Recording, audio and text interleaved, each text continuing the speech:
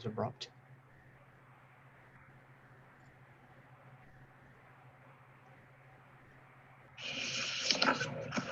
Good morning, everyone. I'm Jackie Lingelbach, the Ministries Coordinator for Search and Call for the Vermont Conference. But my role today and tomorrow, along with Elise Foster, our administrator, is to help support you and facilitate how to connect with one another over the next 2 days.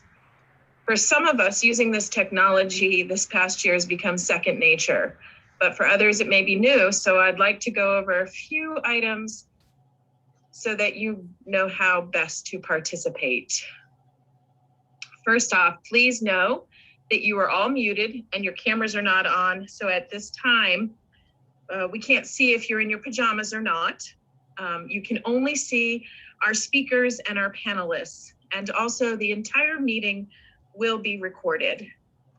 If you have not already done so, please note that you should sign in each time with your full name and whether you are a delegate, clergy, or guest after your name. And then click join the webinar. We welcome and we really encourage you to chat with us and with one another in the chat box. To do that, you just click on the chat button at the bottom of the screen. This will open the chat screen. And you want to make sure to remember to click the 3 dots and the pull down menu will be there. And you just want to click all panelists and attendees, unless you're sending a message to just the panelists, but we're going to do that in the question and answer function rather. So this, you got to make sure you're clicking all panelists and attendees so that they can do that. And I would welcome you to type into the chat at this time your name. Your name will show up. I'm sorry, not your name, but where you're from, whether you're, what church you're from, or if you're a guest, where you're originally from. Just say hi and what church and association you might be from. Also, for questions and answering during the feature, if you have questions for our presenters or panelists, you're going to want to click on the question and answer your box on the bottom of your screen.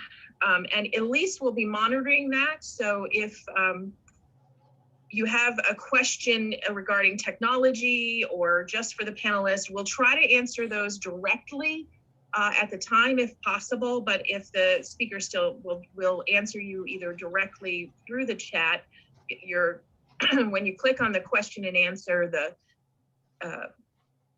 the pop-up screen will come up and you can type in a question down here and it'll raise up here, and then Elise will either answer it live if possible, or she'll type an answer that will be answered here that you'll be able to see. So you'll see it when you click on the box and you click answered, you'll see that she'll be able to answer you that way. You can also raise your hand when you're asked to do so, either in this meeting or in your workshops. And to raise your hand, just click on the bottom of the screen.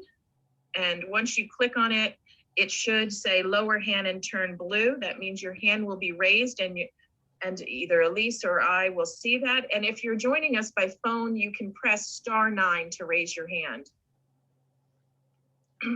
To vote during annual meeting, we'll be using what's called the polling feature. And when the poll when the panelist has launched the poll, you'll see the pop-up screen. It'll pop up onto your screen and it'll ask you a question. This is just a sample question. And then you'll be able to, you'll have a timer up here and you'll be able to answer whichever best fits your question. Mostly those are gonna be yes, no, or abstain, right? And then you just, instead, it won't say end polling, it'll say submit. So you want to press submit after you've clicked which one you want. And if you have a question about the vote or the polling, please remember to use the question and answer. And Elise will be watching for that. So I hope that's all for now. We'll be updating these as we go. So I would welcome that you grab a cup of your favorite beverage, and we're off to our gathering safely for the 226th annual meeting.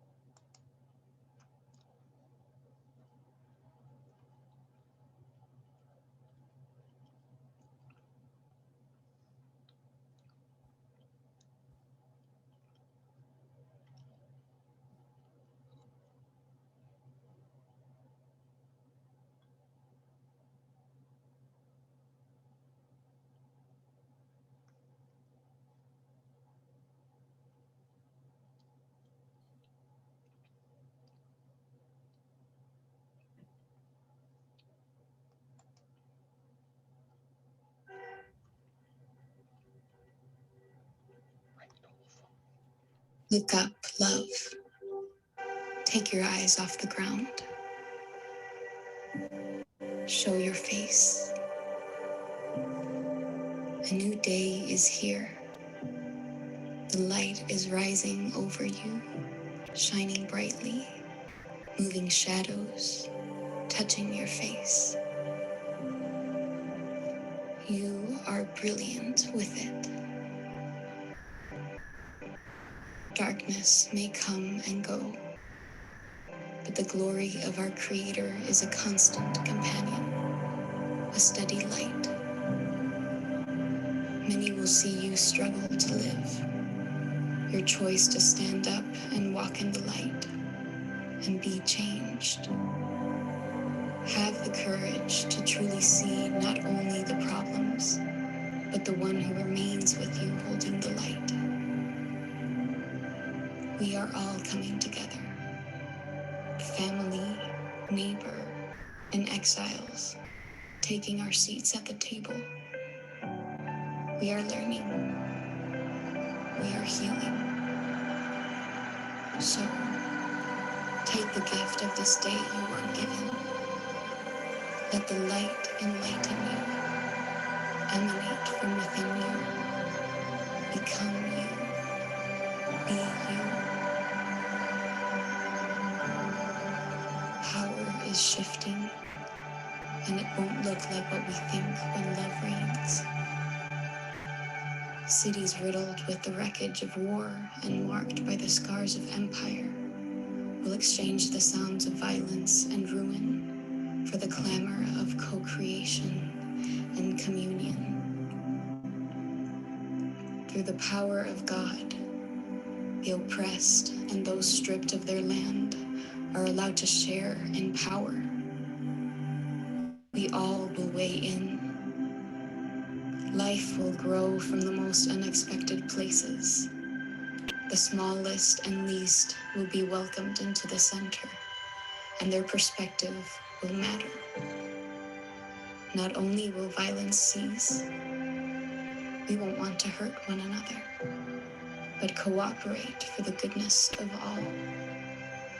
The whole nature of creation will change. The sun and moon will not be the light we revolve around.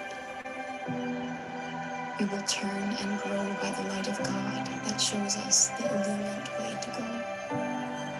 We will be ruled by the power of love. We will be remade and refastened to God and one another. We will learn what harmony means.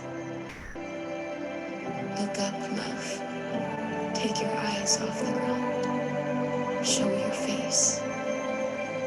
A new day is here. The light is rising over you, shining brightly, moving shadows, touching your face. You are brilliant with it. Everything wrong side up is being upended. The table is extending, rounding. You have a place that is only yours. And everyone at this table will have more than enough. So, stand up, open up, take it all in, and shine.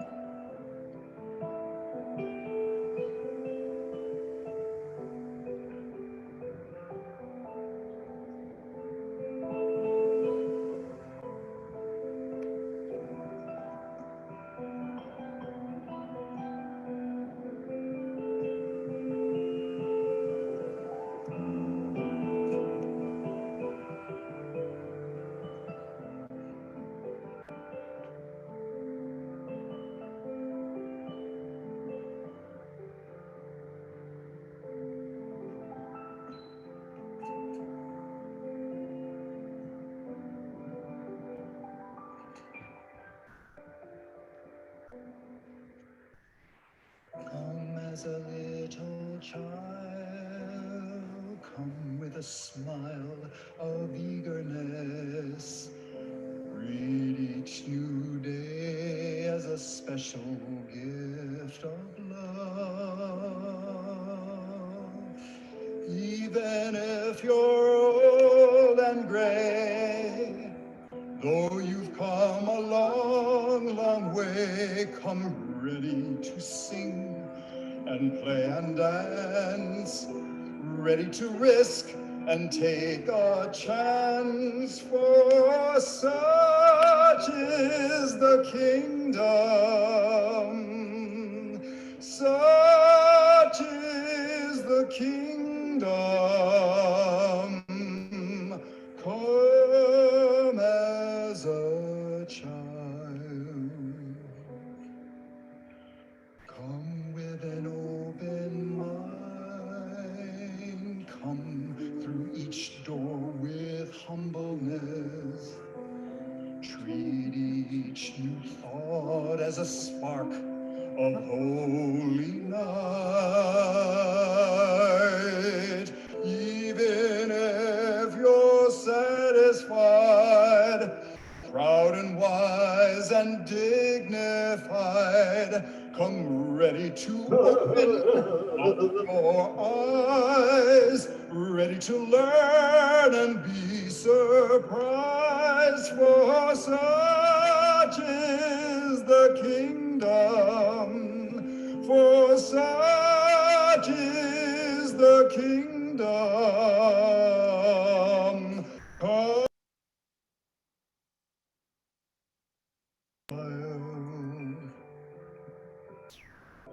Come with a trusting heart.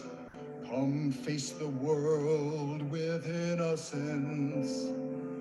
Meet everyone as a friend to know and love. Even if you're sick and tired,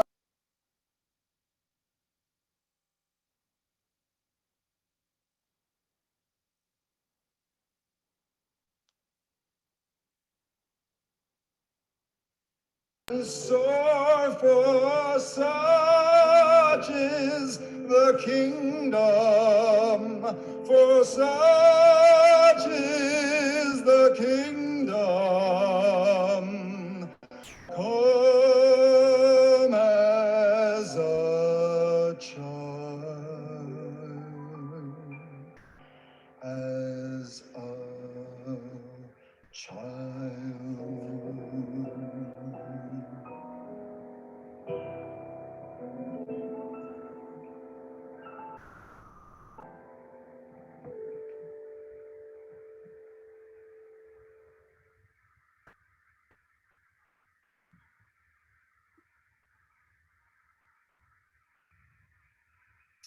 Let us pray.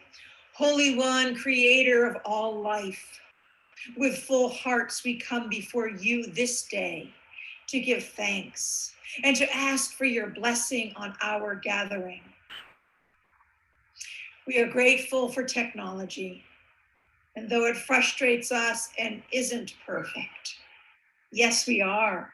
We are grateful for the technology that allows us to worship, to be the community gathered, and to be the United Church of Christ in Vermont in this exhausting time of pandemic and isolation. We thank you for your love and your grace, for your love and your grace that meets us where we are and sustains us in the busyness of our lives.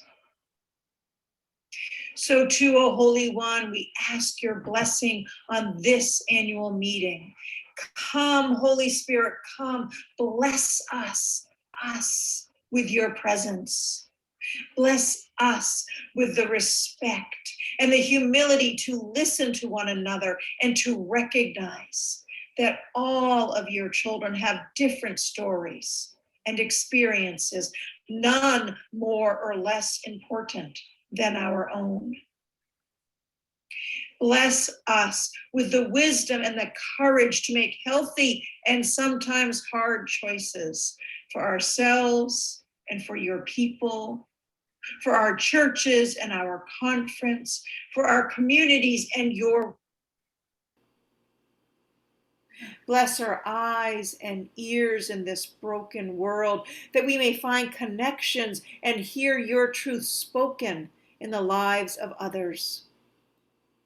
Bless our hearts and hands, that we may be quick to love, willing to respond, open to joy, and eager to serve. All this we pray in the name of the resurrected one, Jesus Christ our Lord. Amen. Amen.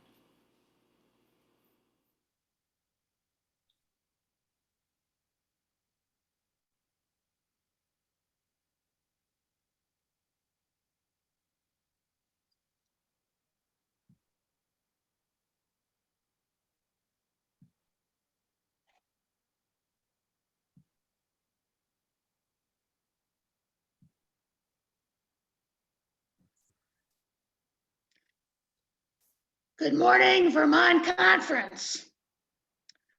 Whoever you are and wherever you are on life's journey, you are welcome here through the modern miracle of Zoom. I know many of us are zoomed out. However, since we have not been able to be together face to face for over a year, except for Zoom, many of us would not have been able to gather over this last year for worship, for coffee hour, for meetings to keep our churches, associations, and the conference running. Without Zoom, the Vermont Conference would have had no annual meeting for 2 years in a row. My name is Jean Zamatero. I am serving as moderator for the 2021 annual meeting of the Vermont Conference of the United Church of Christ. I am a member of the Second Congregational Church, United Church of Christ in Londonderry. I'm also a licensed minister serving as a volunteer chaplain at the Southern State Correctional Facility in Springfield.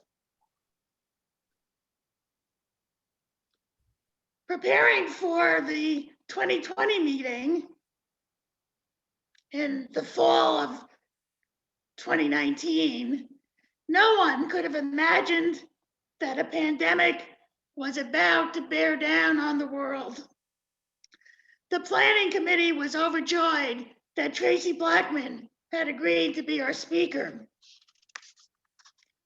By the March 2020 meeting of the Board of Directors, it was clear that the conference could not meet in person in 2020, as we usually do at Lake Maury. The board, under its authority to act between annual meetings, then took care of some of the basic business of the conference, adopting a 2021 budget and electing officers. The planning committee went back to work, overjoyed that Traci could be with us in 2021. We had hoped that this meeting would be in person, but it soon became apparent that April would be too soon.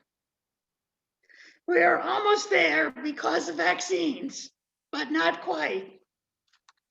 So we meet by Zoom because otherwise we could not meet at all.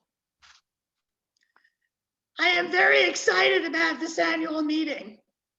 What a wonderful opportunity to hear Traci Blackmon, one of the most powerful preachers, not only in the United Church of Christ, but I think in the whole country. Our conference minister, Lynn, and Associate Conference Minister Paul Sangri will be presenting a new program of hope for our congregations.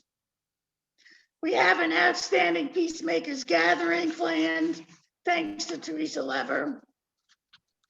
We have fabulous workshops for tomorrow morning.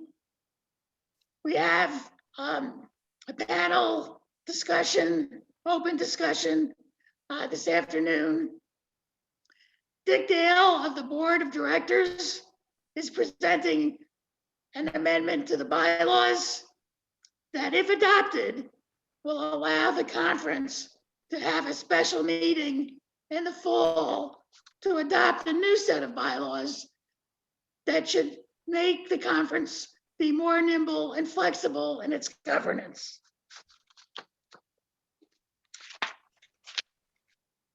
And also, we're going to be able to worship as part of the wider church, thanks to the work of Jeremy Kirk. Before I call the meeting to order, I need to tell you how speak outs will work this year. If you would like to present a 2-minute or shorter speak out, please send an email to Elise at vermontconference@gmail.com before 3 this afternoon. That's Vermont Conference, Vermont fully spelled out, conference, all in a row, @gmail.com. There are 10 slots available for tonight's plenary, 5 slots at the beginning and 5 slots at the end. There are 5 slots available for the closing plenary on Saturday afternoon. So if you're doing a speak out, at each session, listen for your name to be called. When you hear your name, please turn on your audio and video functions and then begin your presentation, which can be no longer than 2 minutes. There will be 30 and 10-second warnings, and we will mute you and turn your camera off at 2 minutes. It is very helpful if you time your remarks ahead of time. So now I have the great pleasure of calling the 226th annual meeting of the Vermont Conference of the United Church of Christ to order. Madam Registrar, do we have a quorum?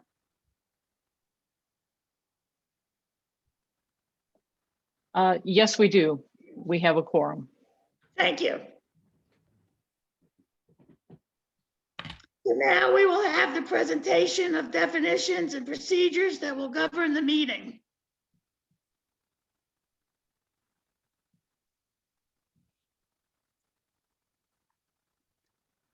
All motions and amendments from the floor shall be presented to the meeting chair in the questions and answers panel on Zoom.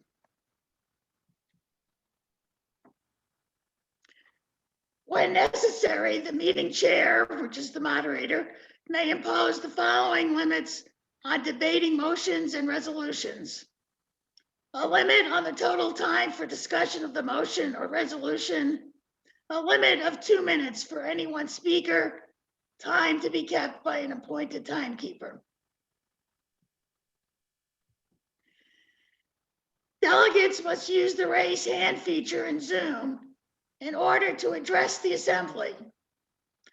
Once called upon to speak, delegates must state whether they are for or opposed to the amendment or resolution.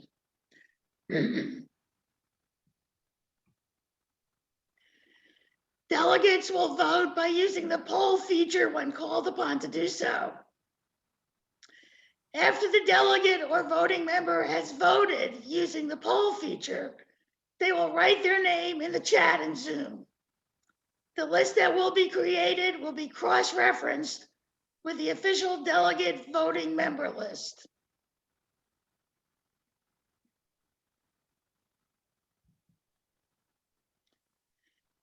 Robert's Rules of Order shall be used to guide debate and action. The meeting chair may seek the advice of the parliamentarian at any time. A delegate in the question and answer panel may seek a ruling by the parliamentarian. And you can find Robert's rules at the link provided.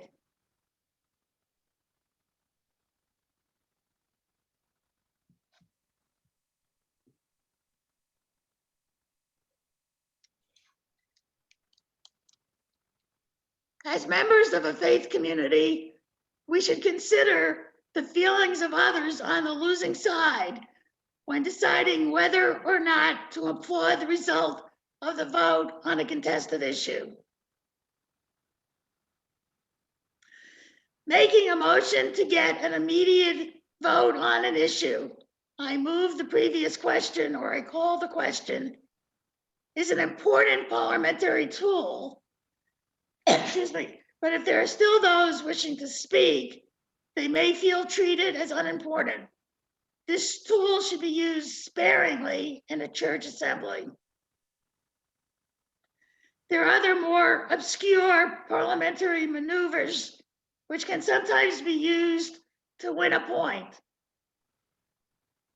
Those familiar with these should be careful about invoking them, since decisions in a faith body should be made, I can't read past the chat here,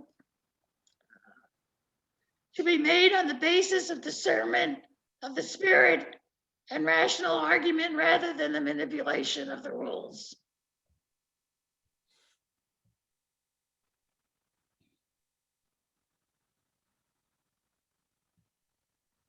And I think that's the end of definitions and procedures.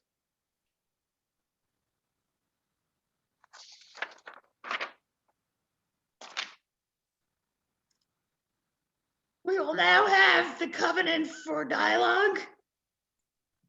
Truth and love, we must grow up in every way into him who is the head, into Christ, from whom the whole body, joined and knit together by every ligament with which it is equipped, as each part is working properly, promotes the body's growth in building itself up in love. We covenant with one another to sustain a congregational culture in which we will communicate with integrity and mutual respect, and in which our creative energy, both individual and collective, will be free to flourish. We will repeat in our own words what the other has said to confirm that we have understood them, and ask them to do the same if we feel we have not been understood. We will communicate directly with each other using the first person, using I. We will try to make our meaning clear and say what we mean and mean what we say. We will identify merit in another person's idea or suggestion before we identify its deficiencies. We will be willing to inquire into another person's reasons and reasoning, and we will welcome inquiry into our own reasons and reasoning. We will listen to understand, but don't necessarily have to agree. We will not say outside the meeting what we are unwilling to say inside the meeting.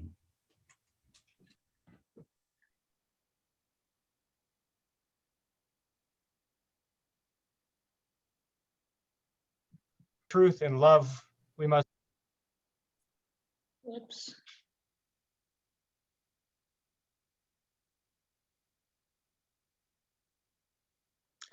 Sorry that Peter was cut off. Oh, I apologize.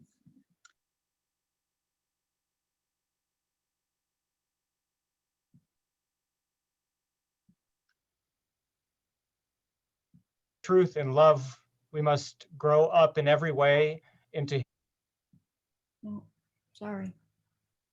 Okay, sorry about that, but let's move on. The next order of business is the acceptance of the minutes of the 2019 annual meeting.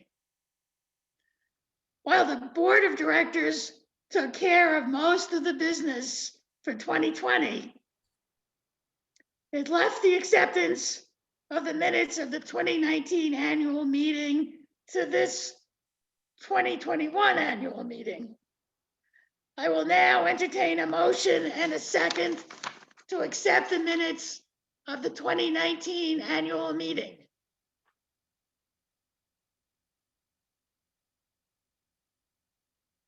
So moved. Dick Dale, second. Having heard a motion and a second to accept the minutes from the 2019 annual meeting, is there any discussion which can be done by raising the hand in the Zoom function?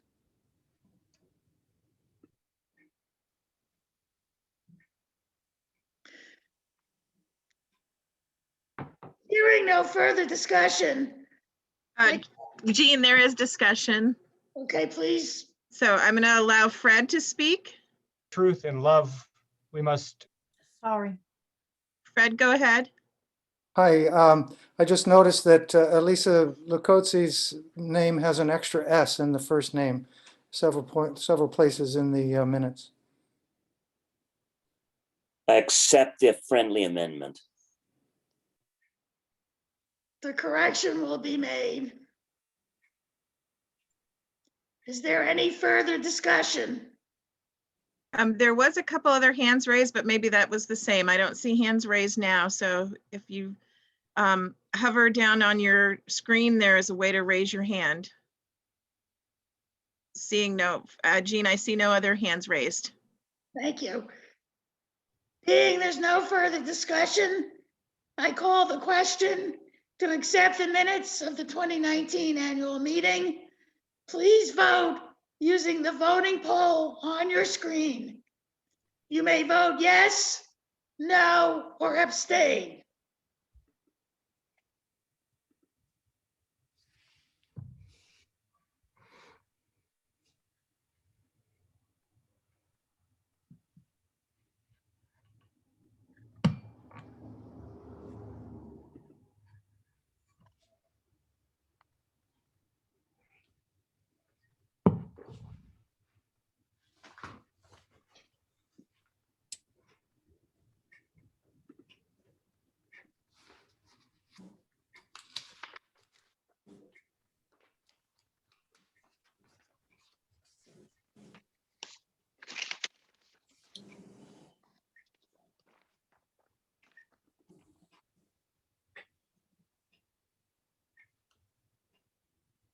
So you should be seeing a poll in front of you.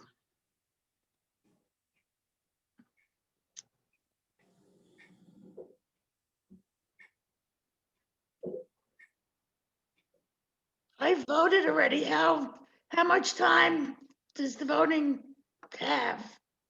We have a minute left. Thank you.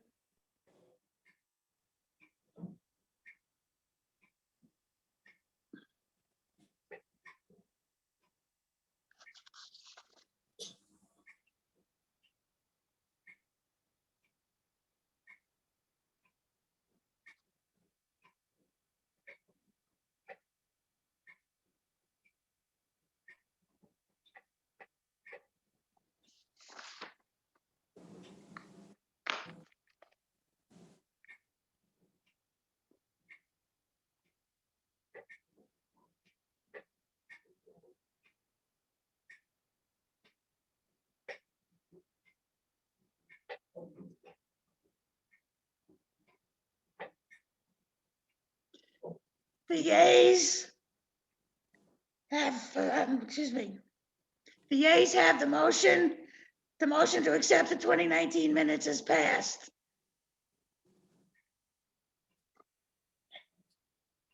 We now come to the election of the parliamentarian and scribe. I think we're going to do these separately. I will accept a motion and second for Debbie Ingram to be elected as the parliamentarian.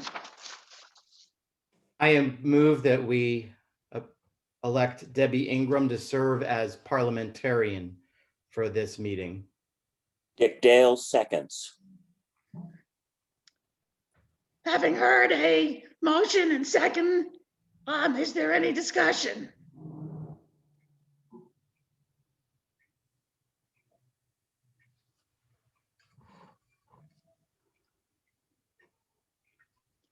Jackie, are there any hands raised?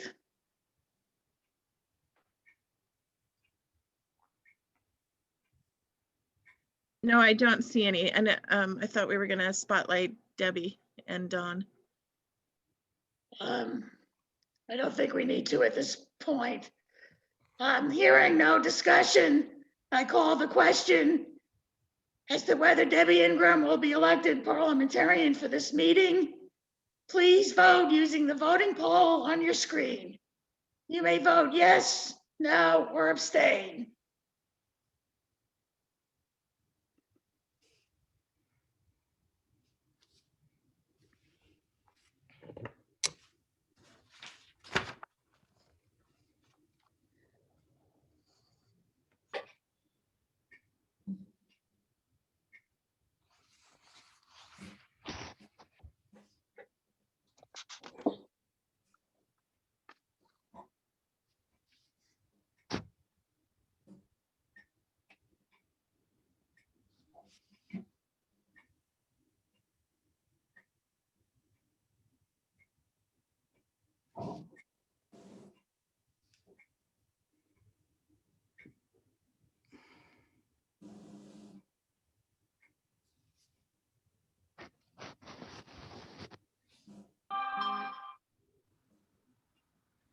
The ayes have it.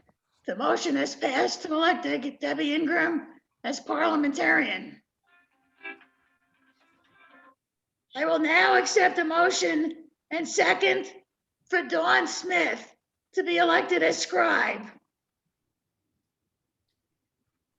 I move that we elect Dawn Smith as scribe for the annual meeting of the Vermont Conference 2021. Dick Dale, I second. Any discussion? Again, discussion is done by raising hand in the Zoom function. Which is, yes, in the Zoom function.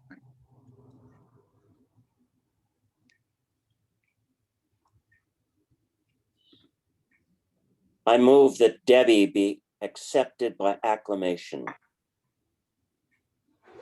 Dawn, Dick. The scribe is Dawn Smith, not Debbie. I'm sorry, Dawn Smith. As there are no other nominees.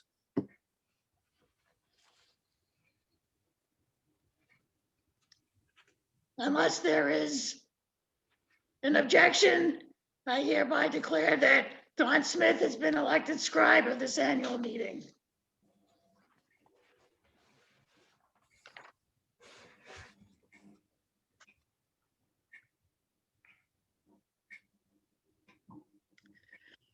It's now my great pleasure and honor to introduce to this annual meeting the Reverend Douglas Carter, who's the chair of the conference board of directors. And I have to say, Doug, it's been a pleasure to work with you this year. Thank you so much, Jean, and welcome to all of the delegates, the churches, the clergy, friends, and colleagues of the Vermont Conference. The work of the Vermont Conference is carried out on a daily basis by a dedicated, a skilled, and a spirit-led staff. And that work is supported by a varied group of volunteers who serve on departments and boards and committees and that are organized and equipped to embody the purpose, the vision, and the mission that the annual gathering of the conference adopts and authorizes. That's what we're here to do. We last did that, as Jean was describing, in April of 2019. So over those past 2 years, the conference's board of directors has worked hard to discern a new and revitalized mission to prioritize the application of resources and to engage the churches of the conference in a process that we began some 2.5 years ago now of learning about the appreciative way that is described and taught by the Reverend Robert Voyle. That appreciative way has helped to shape the work of the board of directors, and I hope has also found its way into the way in which the churches of the conference have been able to do their work, especially in this challenging time.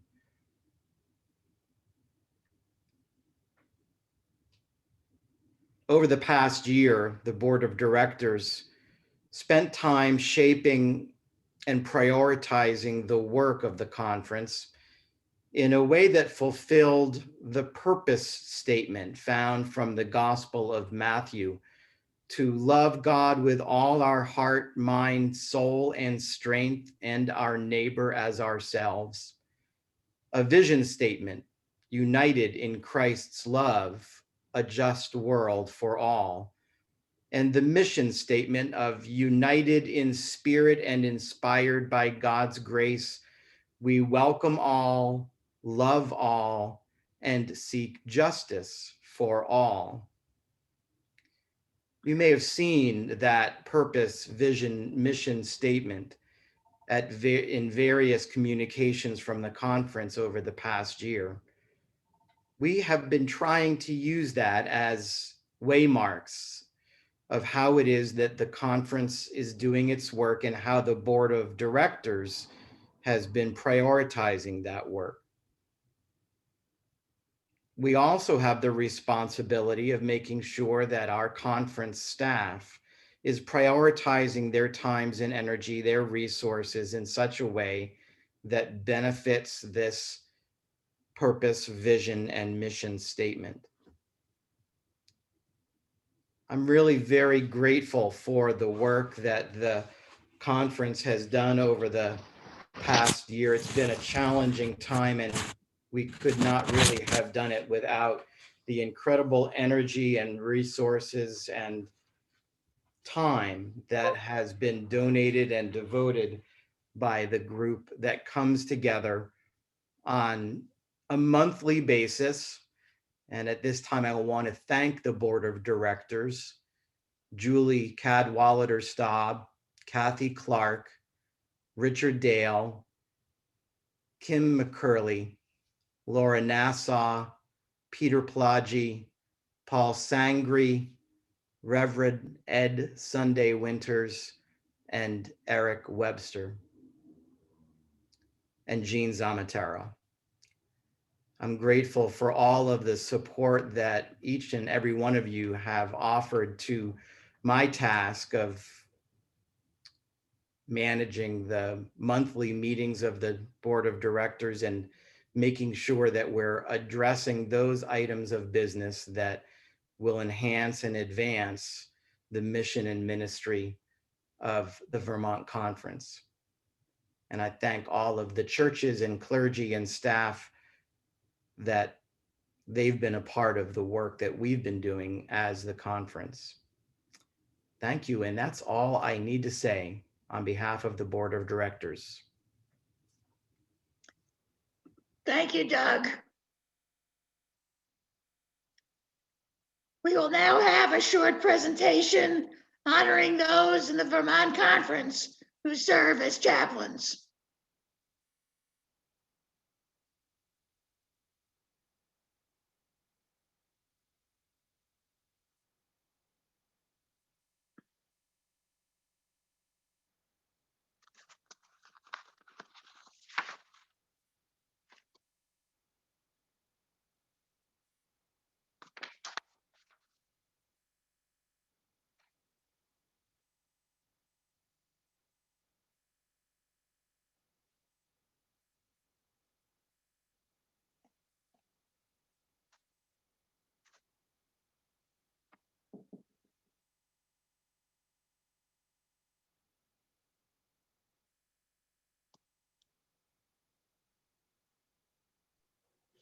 Rosemary need to share the PowerPoint and we're not. Yes, she was unfortunately made not a co-host. I just rechanged that. I'm apologizing on Okay. behalf of this end, and it should be up shortly. Not a problem.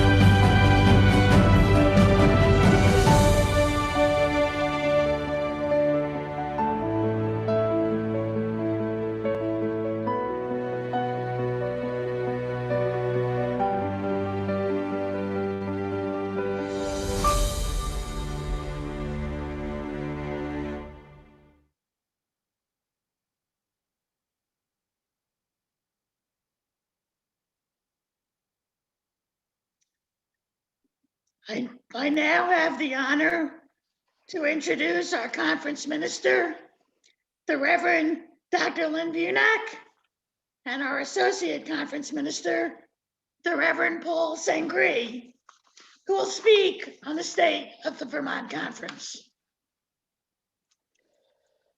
Well, Paul, what a year this has been, huh? Yes. I don't think any of us could have ever predicted that we would spend a year working from home, or our churches meeting virtually, or a virtual annual meeting. And I know my heart is filled with gratitude at this point for all of the folks that have hung in there and been creative over this past year. It's great to see everybody's chats this morning and just all the energy and activity. It's so great to have everybody here. What a wonderful thing it is to celebrate our chaplains, Lynn, who do so much for all of us and help out people in so many different ways, because it has been such a challenging year for all of us. Yes, I was thinking recently about this year and some of the things that that have happened during the year. And I didn't realize this until I started counting the numbers, but we have supported 28 of our congregations in the search for their next pastor. You and I have worked directly with many of those churches. We have also used the talents and dedication of some of our conference search consultants as well. And 7 of our churches, their new pastors searched, interviewed, were called, and began their ministry, all without being able to meet person to person. And that's extraordinary. Yeah, can you believe it? I don't think a year ago, if you had said to any of us that somebody could become a new pastor of a church without actually ever meeting anyone in the church in live, we'd just say that's incredible. But all of that, of course, Lynn, is against the backdrop of many of us have either gotten COVID, or we know someone who's gotten COVID, or we're very aware of people who have gotten sick and died all over our state and our country and our world. And so, I think all of us have had a real sense of grief during this past year, even as we've celebrated our new leadership. Yes, I absolutely agree with you, Paul. And I think as conference staff, you and I have worked hard to find that balance between supporting our leaders and our pastors in times of grief and in times of exhaustion, to be honest about that, and also still maintain a sense of hope, for the future, and a recognition that that there are some things about COVID that are teaching us about perhaps the church of the future. Too, I think during this past year, we've seen the murder of George Floyd, and we've seen a lot of attention, thankfully, paid about racial justice, and we're going to hear from Traci a little later about that. But it's been a challenging time for our churches to provide leadership for our culture and our society in helping us be a more just place. Yes, absolutely. And some of our congregations have done some amazing things. Many of our congregations have held discussion groups, book groups. Some of them have engaged their wider community to talk about these issues. And it's been pretty phenomenal. And at the same time, they've also figured out ways to continue to serve the vulnerable people in their communities who depend on our churches for food and well-being when they're facing issues of lack. So. But definitely, so many of our churches, all of our churches, have been innovative in the area of worship and trying to adjust to this new landscape that we've all been facing. So many types of online worship and mailing out sermons and doing all kinds of different things to try and keep communities together. It's even gotten a little zany on occasion. I know our church in Manchester just did their Easter service, and it was all out in the parking lot, and they played Easter bingo, and they had in the sermon, they had certain words that everybody was supposed to look for on their bingo card, and when the words came up, they were supposed to honk the horn and yell out, "He is risen." So I think they had a lot of fun with doing that. Yes, my home church, Barry, also did a drive-in service, and we sang Halle Hallelujah in several points of the service. And instead of clapping in between, we beeped our horns. Oh, what fun. And there's just such a, it was fun. A lot of joy in that. Yeah. So. And I think we're both so proud of what our churches have done in so many different ways to try and adjust to all of these changes that we've talked about and these challenging times, and to just share God's love with a wider world. Yes, absolutely. And in the midst of all of that, I think that the conference worked hard to provide some resources. There are currently several different groups going that you or I started to help our clergy. And probably the most successful one and steady one is every Tuesday morning when you and I meet with whatever clergy want to join. And it has turned into a wonderful time of sharing and honesty and resourcing one another. If somebody had told me that it was possible to build that kind of community over Zoom, I wouldn't have believed it until I experienced it. Yes, I mean, I think between that group and other groups that we've started, I've had a number of clergy say to me, I've actually gotten to know other clergy better during this pandemic than I ever did when we were live with each other. So it's who would have ever thought that that would happen. But it's been great to encourage each other and support each other and resource each other during these times. Exactly. And I think of the generosity of some of our clergy and those around us. Kathy Eddy wrote a whole series of Taizé-like chants and then made them available to whoever would like them, including beautiful artwork on her website. Our churches, College Street and Guilford and others, because they have the technology to make a virtual choir, have been very generous about sharing those with churches where those those skills are not present. And that's just been a wonderful thing. We've tried to get information out about government programs that might help our churches, PPP and others. We tried to give some guidance as first we made the decision to stop worship for some very good reasons. And now we're heading toward a time when we also have big decisions to make about when and how and if we restore our worship life.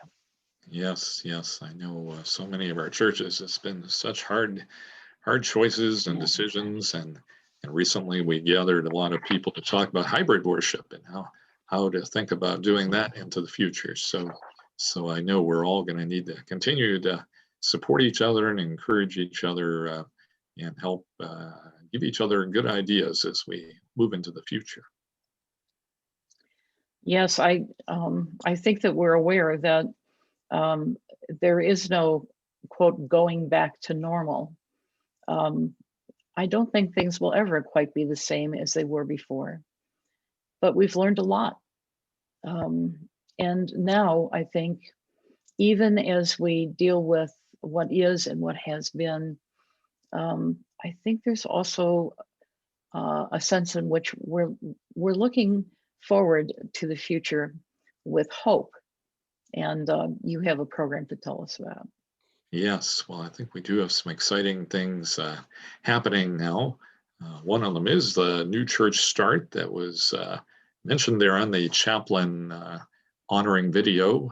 Lava Mueller has started a church called Love Church, and we've had 3 other people come forward with wanting to explore starting a new church. We started a new church discernment team, and if any of you out there are interested in possibly discerning whether you might consider starting a new church, please let me know. We'll include you in that team. And the other thing I want to share about is the Hope Fund.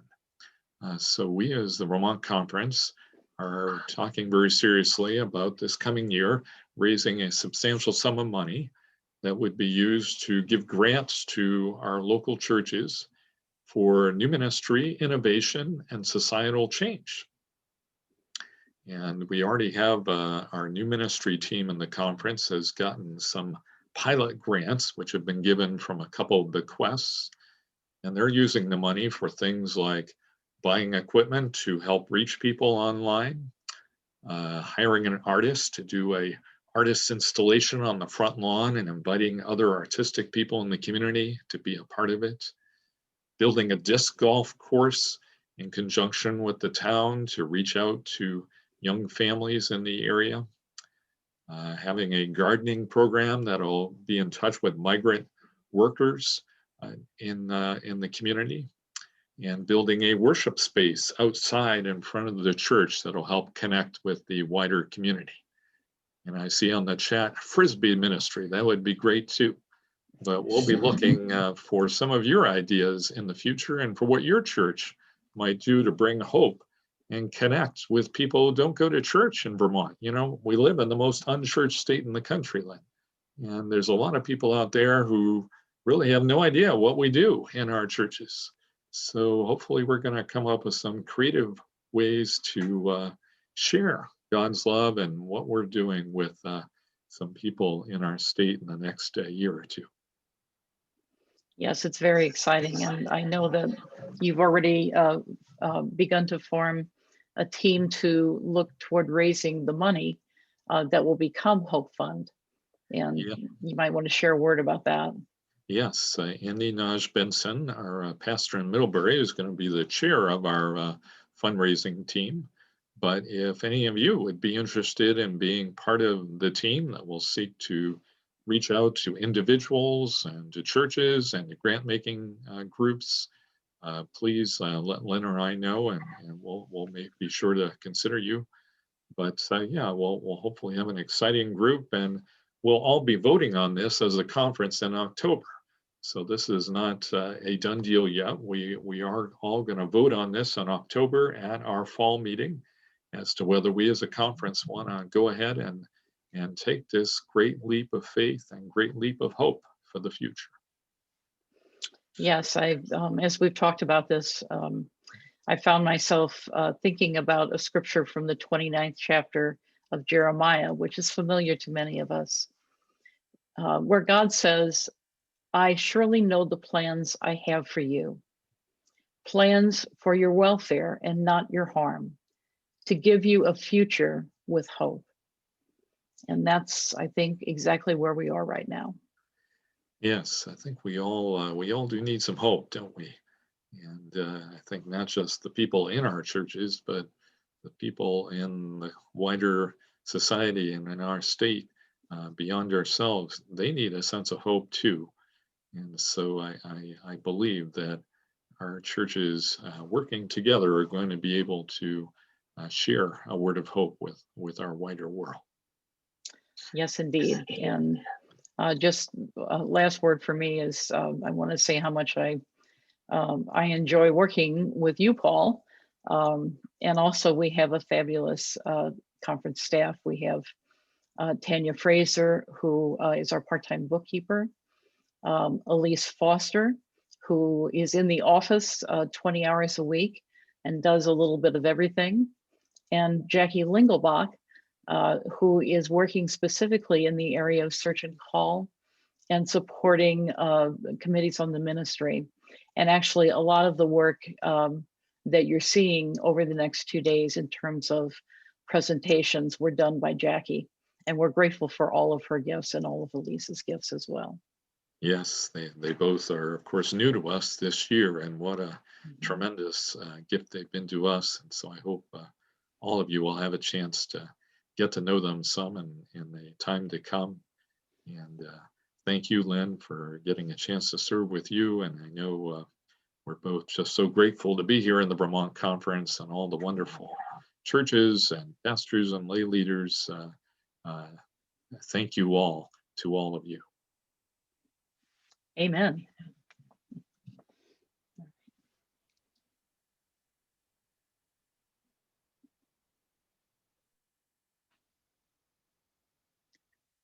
Amen indeed. Our next order of business is recognizing, retiring, and transferring pastors and welcoming new clergy to the conference.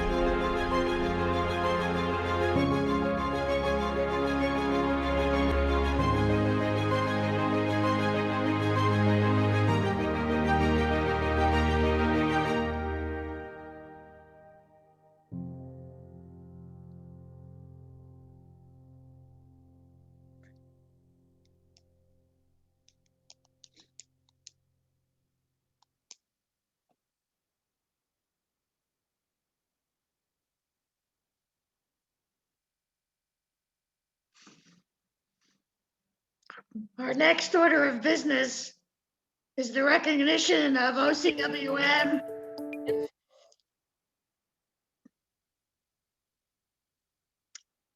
Our next order of business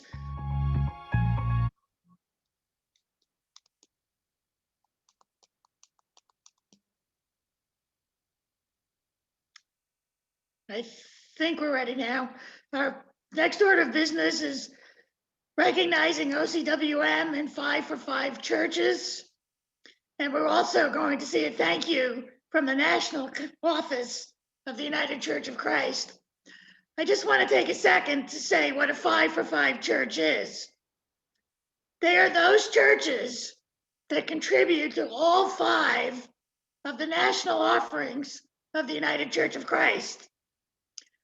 OCWM, One Great Hour of Sharing, Neighbors in Need, the Christmas Fund, and Strengthen the Church.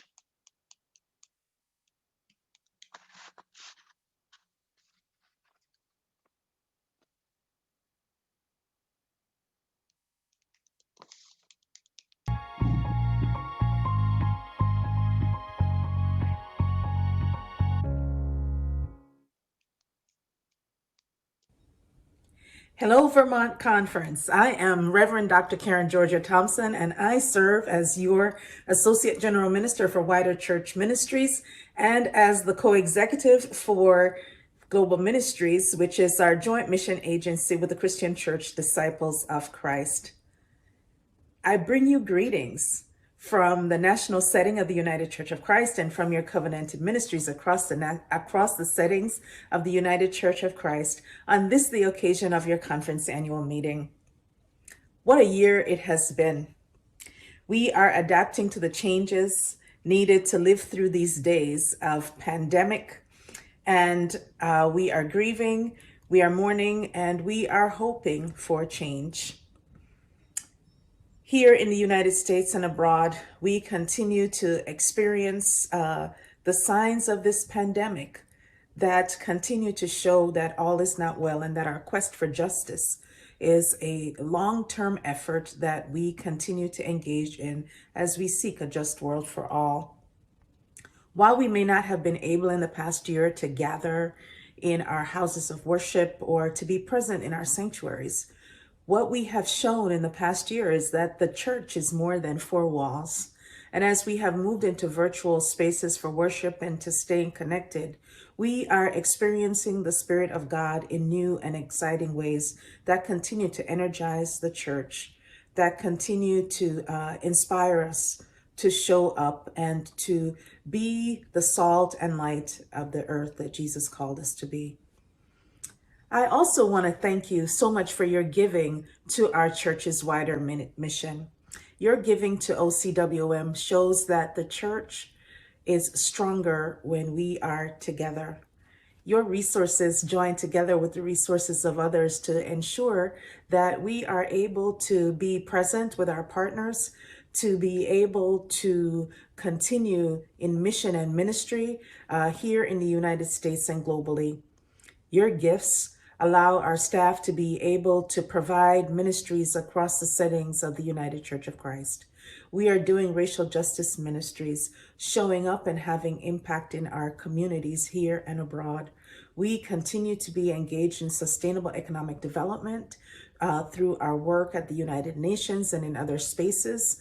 And we are responding to disasters even in the midst of this pandemic year, where we have also pivoted into providing resources for our congregations, our conferences here, and also for journeying with our partners overseas, many of whom are experiencing a significant downturn because of the absence of resources.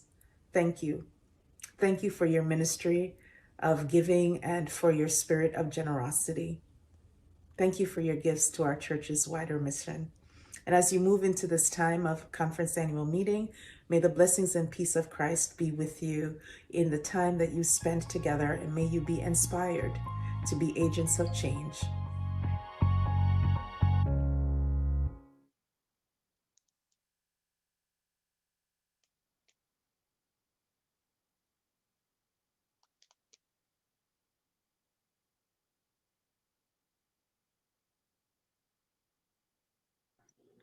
Rosemary, the 5 for 5 churches was right behind that, so you might want to back that up.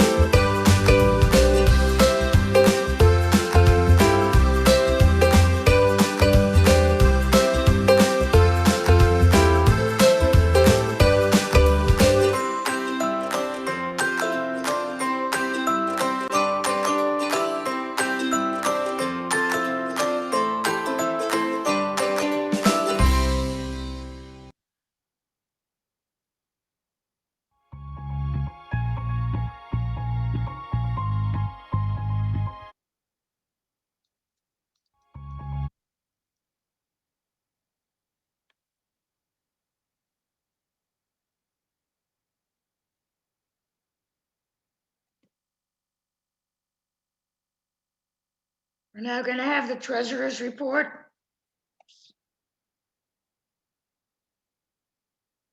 Good morning, Vermont Conference. I'm Laura Nassau, Conference Treasurer and a member of College Street Congregational Church. And I have the privilege this morning of sharing the good news of the conference as expressed in the financial activities of the past year. Information on the 2020 financial activity is reported in document E in the financial documents booklet. 2020 was clearly a year like no other.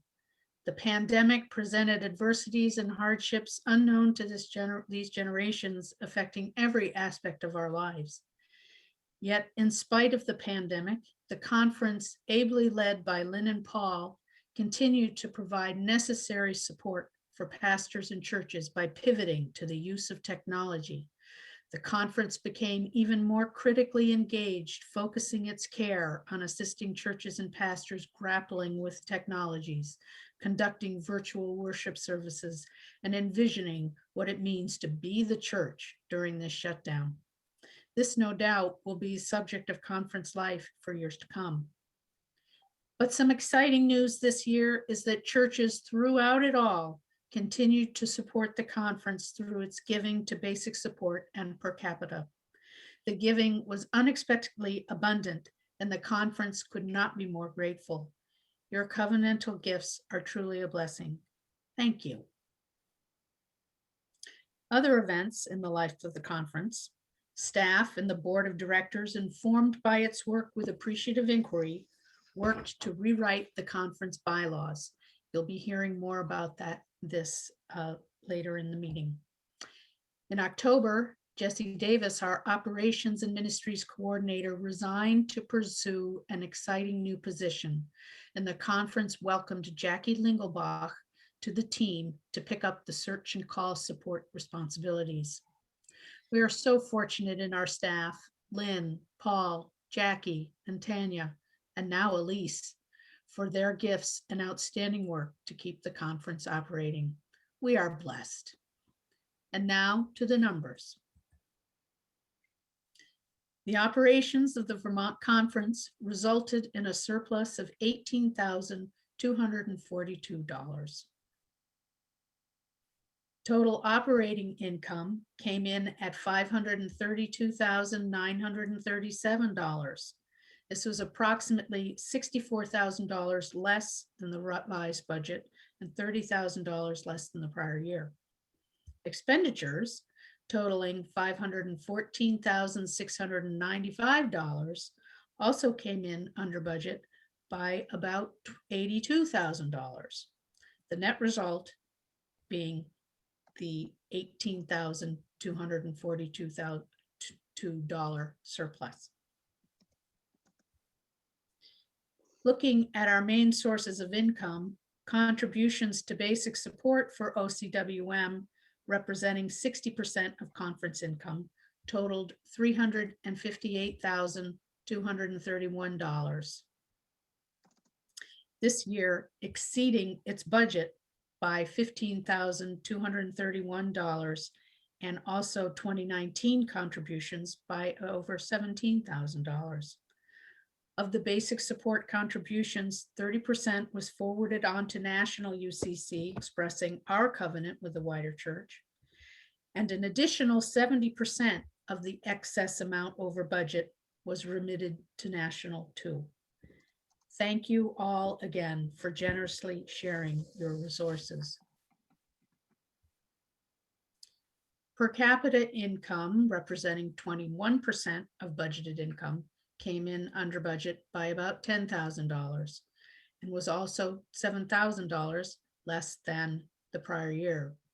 As you can see from this chart, income for per capita has leveled off around $125,000 after the membership rolls were adjusted back in 2017.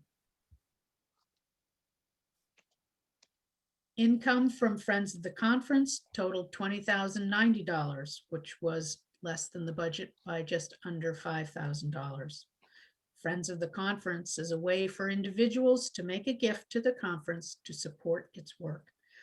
100% of these funds remain in Vermont for mission and ministry. Looking at the other sources of income, shortfalls came from the cancellation of annual meeting and also pared down fees for the virtual convocation registrations. Furthermore, as a result of reduced overall spending, it was not necessary to withdraw any funds from our unrestricted investment account. Instead, these funds were left in the account to grow to support future budgets. The conference was recipient of a couple of bequests this year, and these funds were transferred to the unrestricted account to be held until which time a suitable use for them is determined. The end result, total income under budget by $64,000.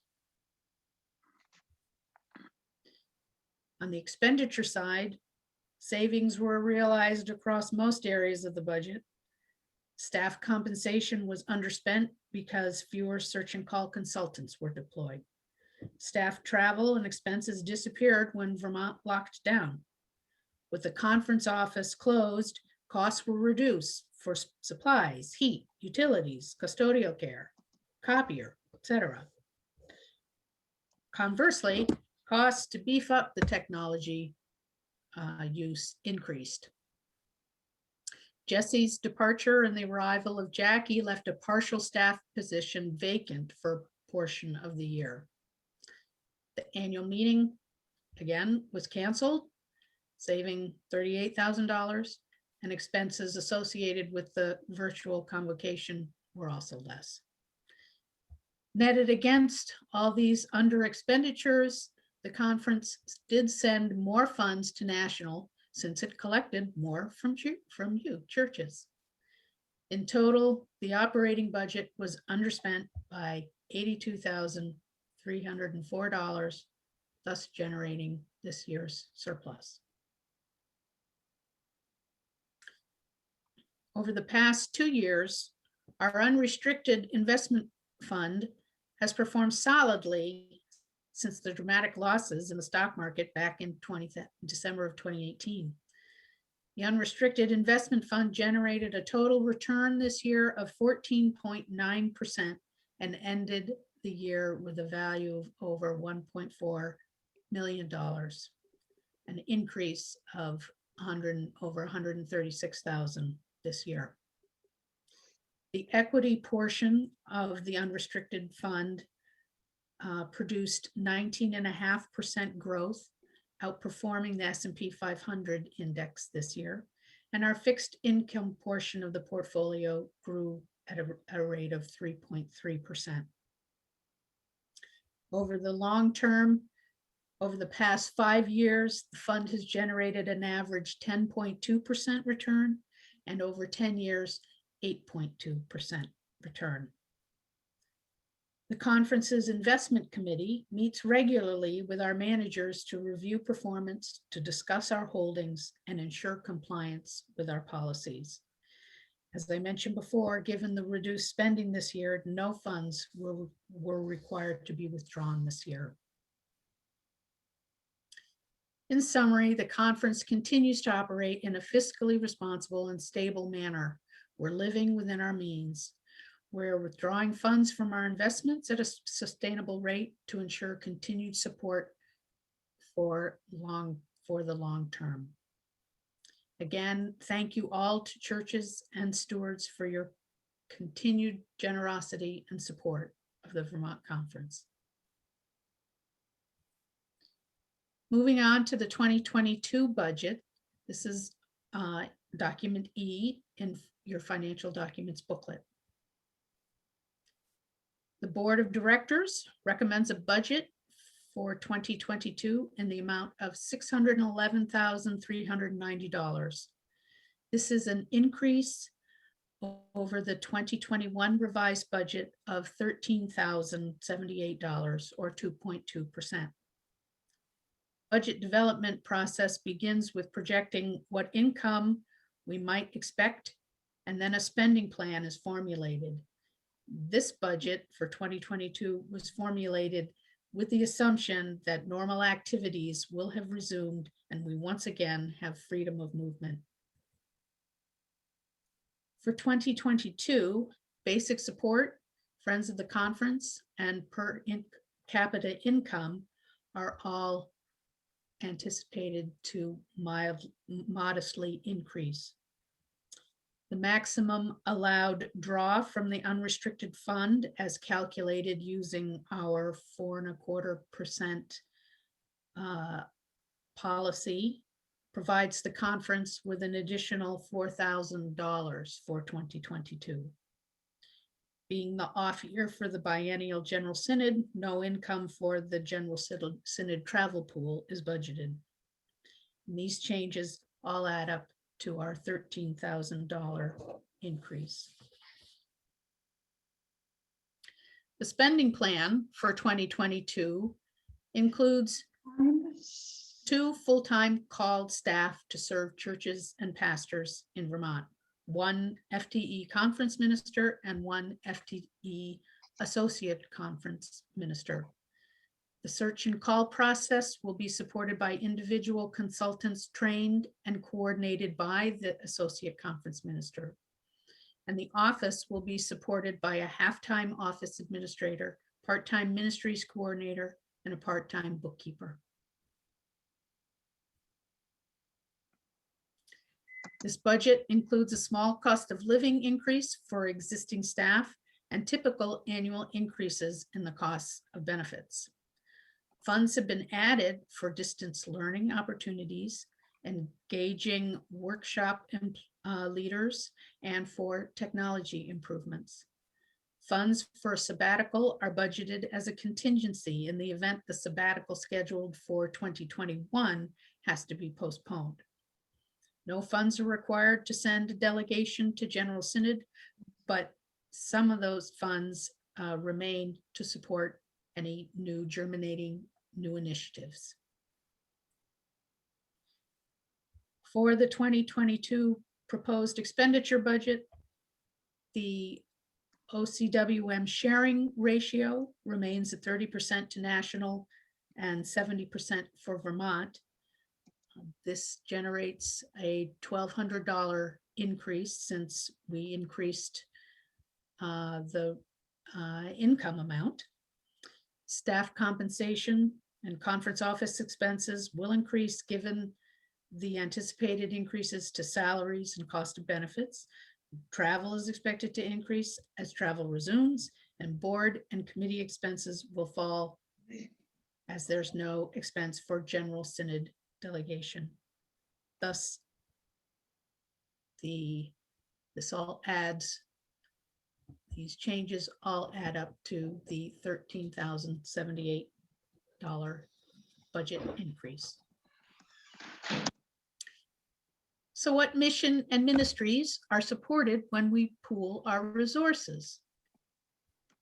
Through our giving, we support church and ministry activities such as pastors' convocation, new pastor support groups, continuing education events, a dean of the Vermont School of Ministry, distance learning opportunities, and an alternative to clinical pastoral education programs.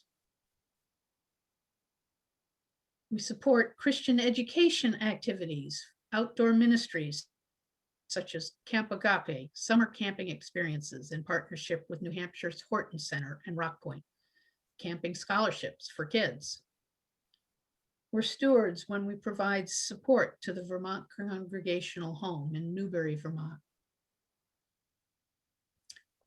We engage in mission activities when we support the Vermont Low Income Advocacy Council and the Vermont Ecumenical Council, and provide grants for summer lunch programs and support diversity events. We will work to continue to provide support in the areas of innovative church vitality activities, retreat leadership, sponsor other conference events, support new church starts, and any other new initiatives. And our staff will continue to provide direct services to churches for search and call, pastoral support, communications via websites and e-newsletters, function as a pastor to pastors, and assist pastors and churches in crisis.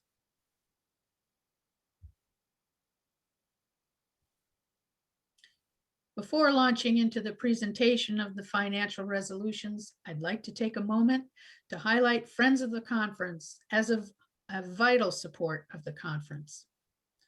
Please consider strengthening your own personal commitment to the mission and ministry of the Vermont Conference by becoming a friend of the conference.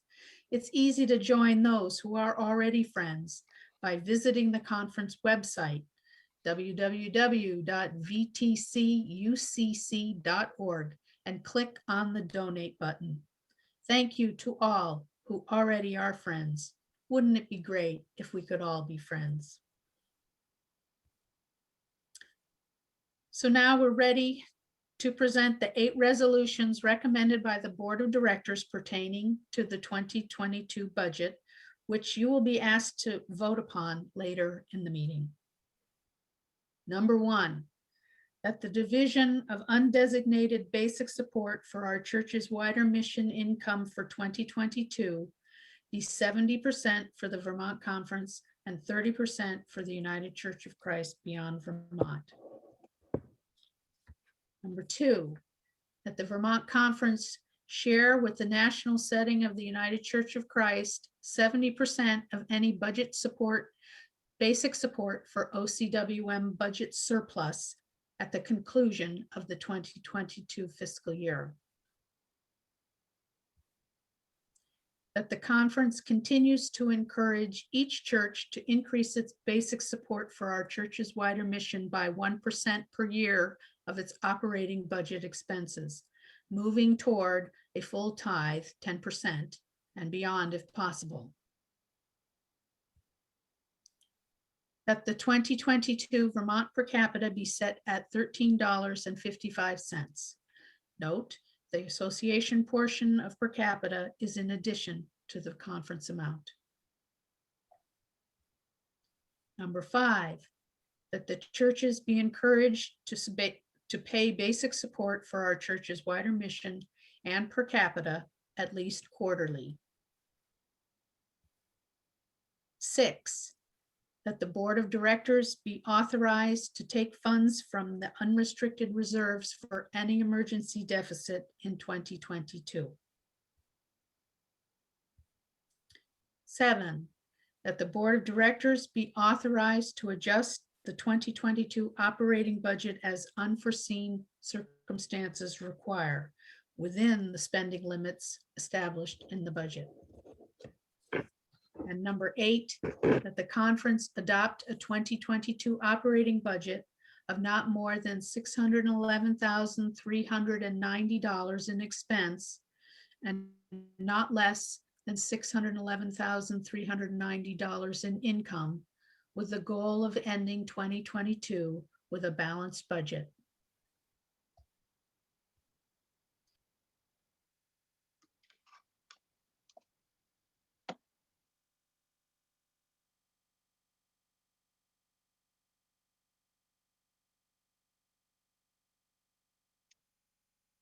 In the interest of time, and the budget is very important, but it's also very important to hear from Dick Dale, who's going to speak about the proposed amendment to our bylaws. And I want to emphasize that the vote on this amendment will be at the Saturday morning plenary.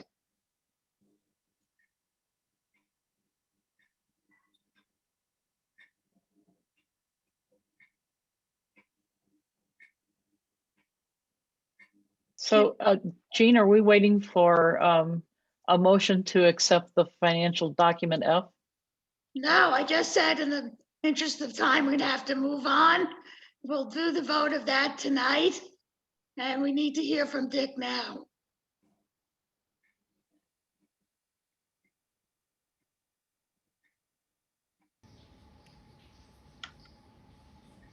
We're not going to have a time. My name is Dick Dale, and I'm a member of the Vermont Conference UCC Board of Directors.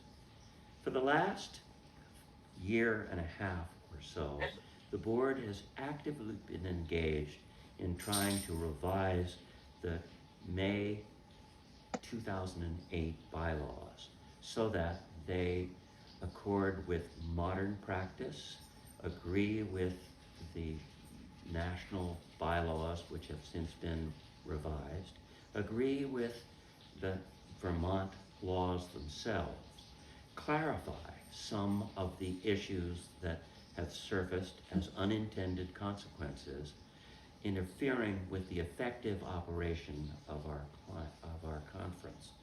And lastly, to really take a hard look at the way we operate and why we operate the way we do, especially in our covenantal relationship. As a result, the board has constructed and will eventually circulate to the entire membership the new bylaws, and really quite an extensive rewrite of those laws. However, because Article 10 of the current bylaws only allow for revision during the annual meeting, which is where they are presented and then the next day voted upon by the people in attendance at the annual meeting, the board has proposed a new revision. That revision takes advantage of the idea that a special meeting can be called, properly noticed, properly warned, with all of the documentation that is currently required. And we'd like to propose at this annual meeting that revision, only that revision, to provide for an additional special meeting, which has been scheduled for October 16th of this year. If we don't pass this new amendment for revision, then we can't revise the bylaws until the next annual meeting. I'd like to remind everybody that regardless of what year it is, the Board of Directors, in consultation with the conference minister and conference moderator, actually formulate the rules which are circulated well before the meetings, and the way they're going to operate. For example, this year, we are actually trying a Zoom procedure, which has never been tried before, which I certainly hope accommodates everybody's need to be safe and is successful. The discussion about the revision of the bylaws last time took over 4 hours, over 2 days. And so because the time is tight this year, we'd like to postpone the extensive discussion necessary to revise the bylaws until October 16th. I hope everybody sees the logic and appreciates the need to revise Article 10 and substitute it with that capacity to provide a special meeting. In any case, I hope you will support it tomorrow when the issue comes up formally. Thank you very much for your attention.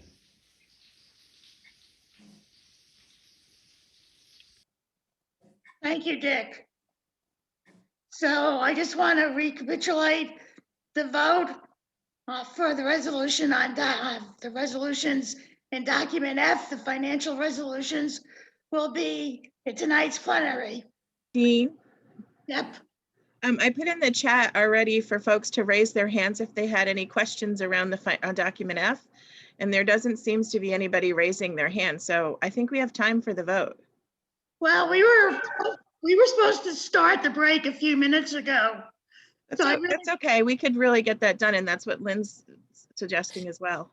Okay. May I suggest that we vote to approve document F and second that vote, and then it's on the table for whenever it's brought up, as is always the case at a subsequent plenary session. I would move document F. Can I have a second? Quickly. Second. Thank you. Since I've been informed that no one has raised their hand for discussion, I would like to call the question of approving the resolution, the financial resolutions in document F. Could we have the polling, please?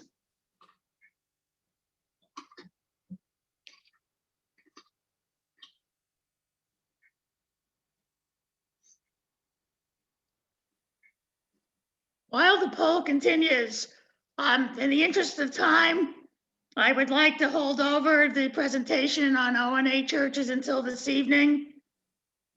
After the vote is announced, we're going to have a very short, I apologize for this, a very short break. We are asking people to be back in front of their devices at 10:55. Please, please, please do not turn off your Zoom, leave it on. And then when we come back, Lynn will introduce Traci Blackmon.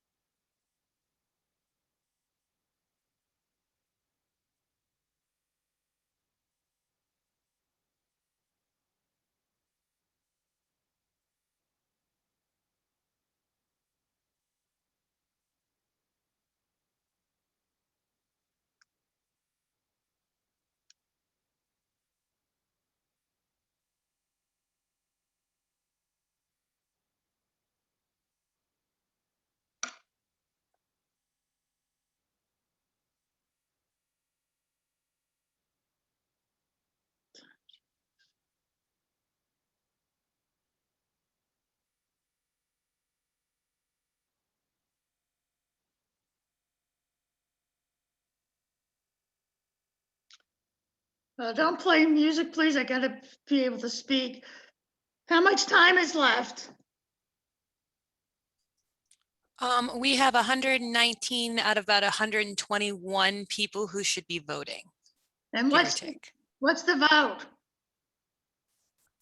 We are at 97% for yes and 3 for abstain, 0% for no.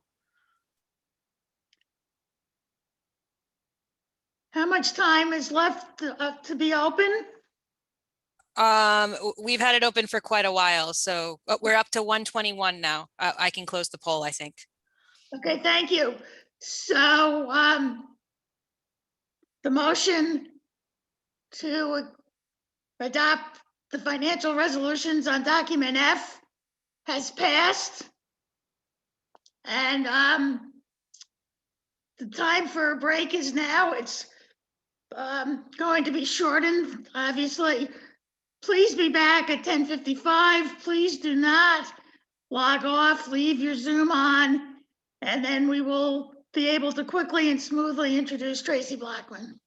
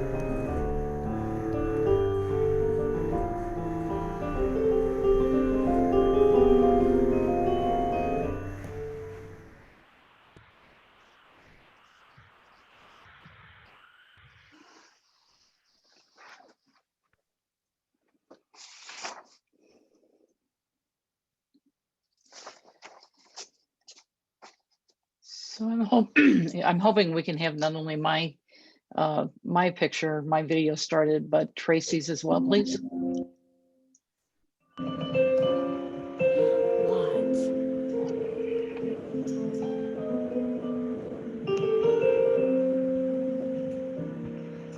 Goodness gracious.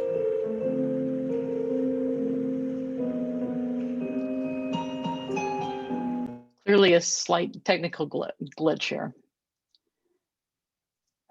All right.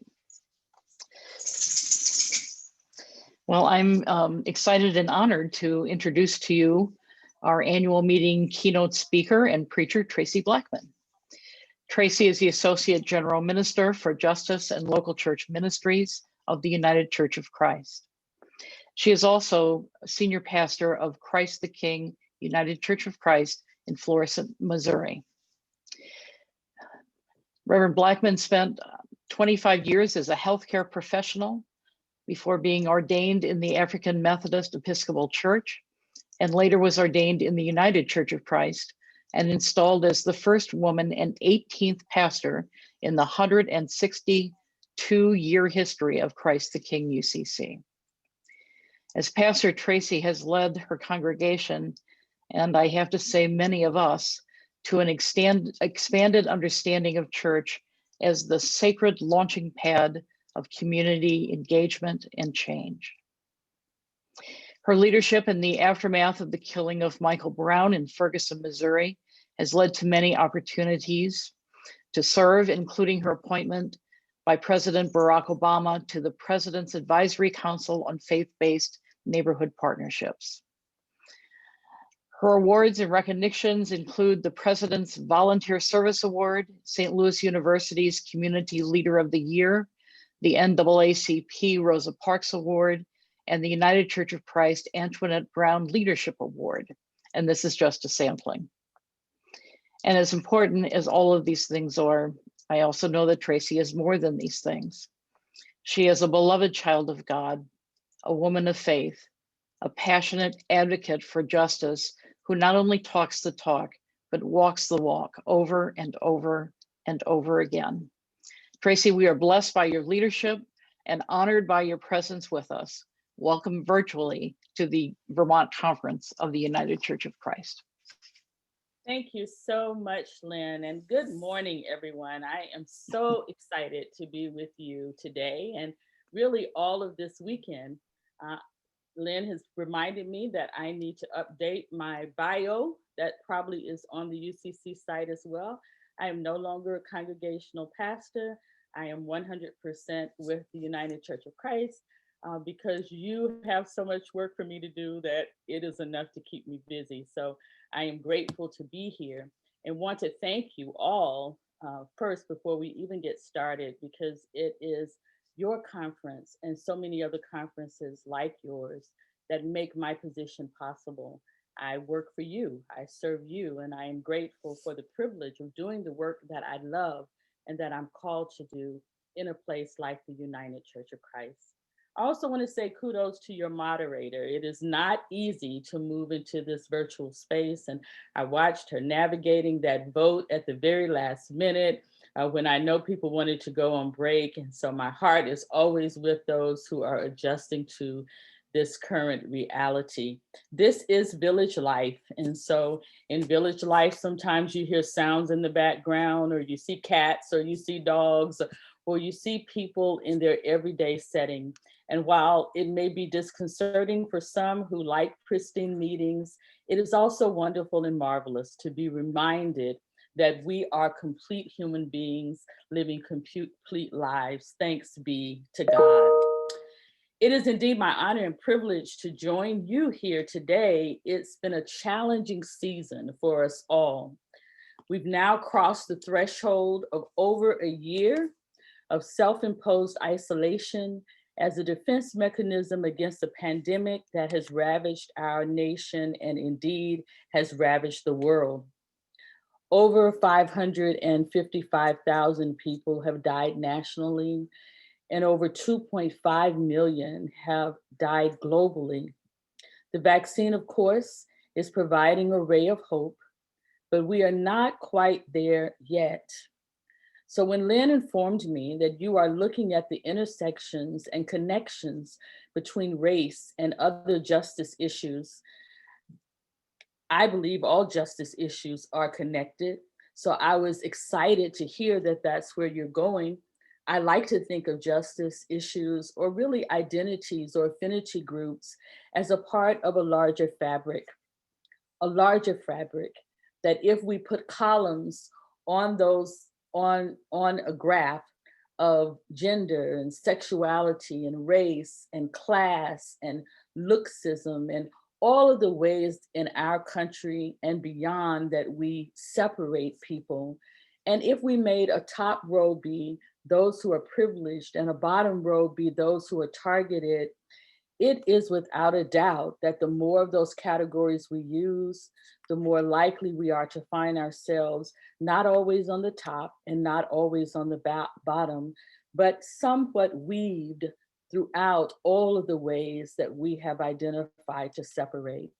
This is important to note because if we understand justice issues and oppressive issues, targeted issues to be connected in this way, then we began to understand that it is impossible to dismantle just one and leave the others in place. That in order to dismantle or unweave that fabric and create something new, that we must work together at the connections and the intersections of these issues. So I'm grateful that you've chosen this topic to work on this weekend. I believe the work of peace and justice is holy work. The word Tzedek, Tzedek, is a Hebrew word, and it is one most often found in Hebrew scripture when we use the word justice. But this word can also be translated as righteousness, one word with two similar meanings. For righteousness in its essence is the quality of being in right relationship with God and with one another. And what is justice? Biblical justice, that is, but the same. Since this invitation was received, much has happened in our nation. Derek Chauvin has been tried and convicted for the murder of George Floyd in Minneapolis. And while we were still stunned and in awe that that had actually happened, that there had been a conviction, another Black little girl at age 16 was killed in Columbus, Ohio, shot 4 times in her chest as police drove up on a scene to break up a brawl that was happening in that home, and mistook this girl, who was a large girl, as being a perpetrator instead of being the victim, who indeed was the one who called and asked for help. Since I received this invitation, 7 people were murdered in Atlanta when a lone gunman entered Asian-owned spas intent to kill. May their memory be a blessing. Last night, I participated in a vigil to honor the 8 lives lost in the mass shooting in Indianapolis. 4 of those lives belonging to Sikh individuals who often feel marginalized and made invisible in our nation. Sikh individuals who received many death threats and lost many lives in the aftermath of 9/11. All of these instances, my friends, are rooted in racial hatred. So perhaps the place we begin our time together this weekend is with truth-telling. Don't worry, I get the opportunity to preach tomorrow, and I know that you want to talk about the story of Ruth and Naomi, and I promise that we will do that tomorrow. But today, let's just talk about race. For race is a foundational topic for the work that you have declared you want to do. No amount of research into the biophysical or genetic features of individuals or groups will explain this social phenomenon of race. The position taken by many anthropologists, both biological and social, and increasingly many other scholars in the social sciences, is that race is not a real thing. Race is neither anthropological, biological, or theological truth. There is nowhere in our sacred text that the word race is used. Race is a cultural and social construct. In 1999, when 5 white policemen shot Amadou Diallo, an unarmed African immigrant, they shot at him 41 times in the doorway of his New York apartment building. The officers had actual contact with bullets with him 19 times. And when we try to examine why these 4 officers felt so threatened by one Black male who was a significant distance away that they needed to shoot 41 times at his body, we have to examine not their genes or their biology, for it has nothing to do with how they were born or any kind of makeup such as that. Nor can we explain some employer preferences for white job applicants or discrimination in housing or any other of the social realities of racism by references to human biological difference.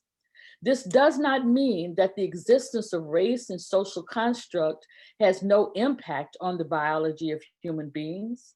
On the contrary, we know a lot about the sometimes devastating effects of racism on the biology and behavior of individuals and groups. Because of several hundred years of racist behavior, during which both physical and psychological oppression have characterized the lives and environments of those people seen as members of non-white races, differences in health status and lifestyles among them have appeared and continue to impact all of us. In St. Louis, where I currently reside, there's a street called Delmar Boulevard. And Delmar Boulevard in St. Louis stands as a stark reminder of how deeply impactful racism has been in this region. So pronounced is this impact that you can stand in the middle of Delmar Boulevard and look to the south. South of Delmar, we have 4+ schools. We have some of the best educational institutions of higher learning in this nation. We have trauma centers and hospitals. We have green space and parks. We have ponds and golf courses. We have outdoor theater, and all of the museums are on the south side of Delmar. The average housing cost on the south side of Delmar exceeds $1 million. And many professionals live on the south side of Delmar. It is not that Delmar is all white. It is that Delmar is predominantly wealthy. And though there are some non-white residents on the south side of Delmar, the vast majority are not so. Standing in the same street, in the middle of the same street, one can turn to the north side of Delmar and immediately see abandoned homes, boarded up businesses, places where grocers once were there and have moved away. You'll notice that restaurants and family gathering places have disappeared and been replaced by fast food options and corner drugstores. There are no fresh vegetables or choice meats available on the north side of Delmar. Many residents on the north side of Delmar who don't have their own transportation can often be found in these corner stores picking up prepackaged sandwiches or some chips or something else that is unhealthy in order just to make it through the day. Though the violence rate is higher on the north side of Delmar, there are no trauma centers there. There's no hospital there, no emergency room there. There are some federally qualified healthcare centers that can triage some medical situations, but the stark difference between these two sides of one street is, I can't even tell you how stark it is. Housing on the north side of Delmar averages $50,000 to $35,000 for ownership. And across this one street, the life expectancy of a white man on the south side of Delmar and a Black man on the north side of Delmar is 26 years apart. That's the region that I live in. And while that may take you by surprise, I ask you to carefully examine in your hearts and minds, what are some of the lines of demarcation in the area that you live? You may not have the racial diversity that St. Louis has, but somehow humankind always finds a way to make a difference among people. In the middle of the 20th century, a new generation of historians began to take another look at the beginning of the American experience. They spent decades exploring all of the original documents relating to the establishment of colonies in America. What these scholars discovered was that our 19th and 20th century ideas and beliefs about race did not exist in the 17th century. Race originated as a folk idea, an ideology about human differences. It was a social invention, not a product of science. Therefore, race should only be analyzed as a social, cultural reality that exists in a realm independent of biological or genetic variations. Historians have documented when, and to a great extent how, race as an ideology came into our culture and our consciousness. This is what I want to talk about this morning. One of the first publications, and perhaps the one with the greatest impact, was a book by Edmund Morgan entitled American Slavery, American Freedom. It was written, or at least published, in 1975. It is the detailed story of Virginia, the first successful colony. On its publication, it was hailed as a classic that has inspired numerous other historians. The establishment of Jamestown in Virginia by English colonists occurred over 400 years ago in 1607. From the beginning, Jamestown was a crude, rough, and turbulent community of mostly young Englishmen who came to seek their fortune with the intention of returning home. They planned to emulate the Spanish to obtain wealth by conquering and enslaving the native people and forcing them to produce gold and silver. However, the first people didn't take well to slavery. Many died in European diseases and others escaped to unknown territories. And there was also another problem when they arrived here. There was no gold and silver immediately available. So settlers soon discovered a crop. That crop was tobacco. And that was the crop that would bring them wealth. But growing and processing tobacco required very hard work. The greatest problem the colonists faced was lack of labor. Many of the settlers could not do this intensive work, and within a decade, the colony began to import indentured servants, mostly from England, and it was this pattern of servitude that provided a model for the slavery that would come later. Servants were bought and sold and ill-fed and ill-clothed and poorly housed. They were punished cruelly for petty crimes. Mortality was high, but the surplus of poor immigrants from England in the early 17th century was plentiful because they had few choices. If they survived a period of servitude, which was usually 4 to 7 years in the New World, they would then be set free and allowed to acquire land and servants and to make their own fortunes. However, there were many degrees of servitude, and most of those who came did not survive. In 1619, the first Africans arrived. There has been some debate about who they were, but we know that they had Spanish and Portuguese names and were already familiar with European culture. In the US, it is widely and popularly believed that colonists brought Africans to the New World enslaved from the beginning, and that Europeans were naturally prejudiced toward Africans because of their physical characteristics, specifically dark skin. But historians now hold true that slavery did not exist in the early decades of the English North. But they were familiar with forms of bond servitude, which they saw as unfree labor.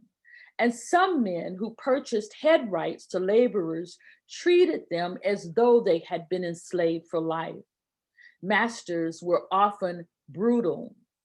Servants were often called slaves, and a distinction between servitude and slavery was not very clear. Consequently, the first Africans who arrived in Jamestown were not initially and uniformly perceived as slaves.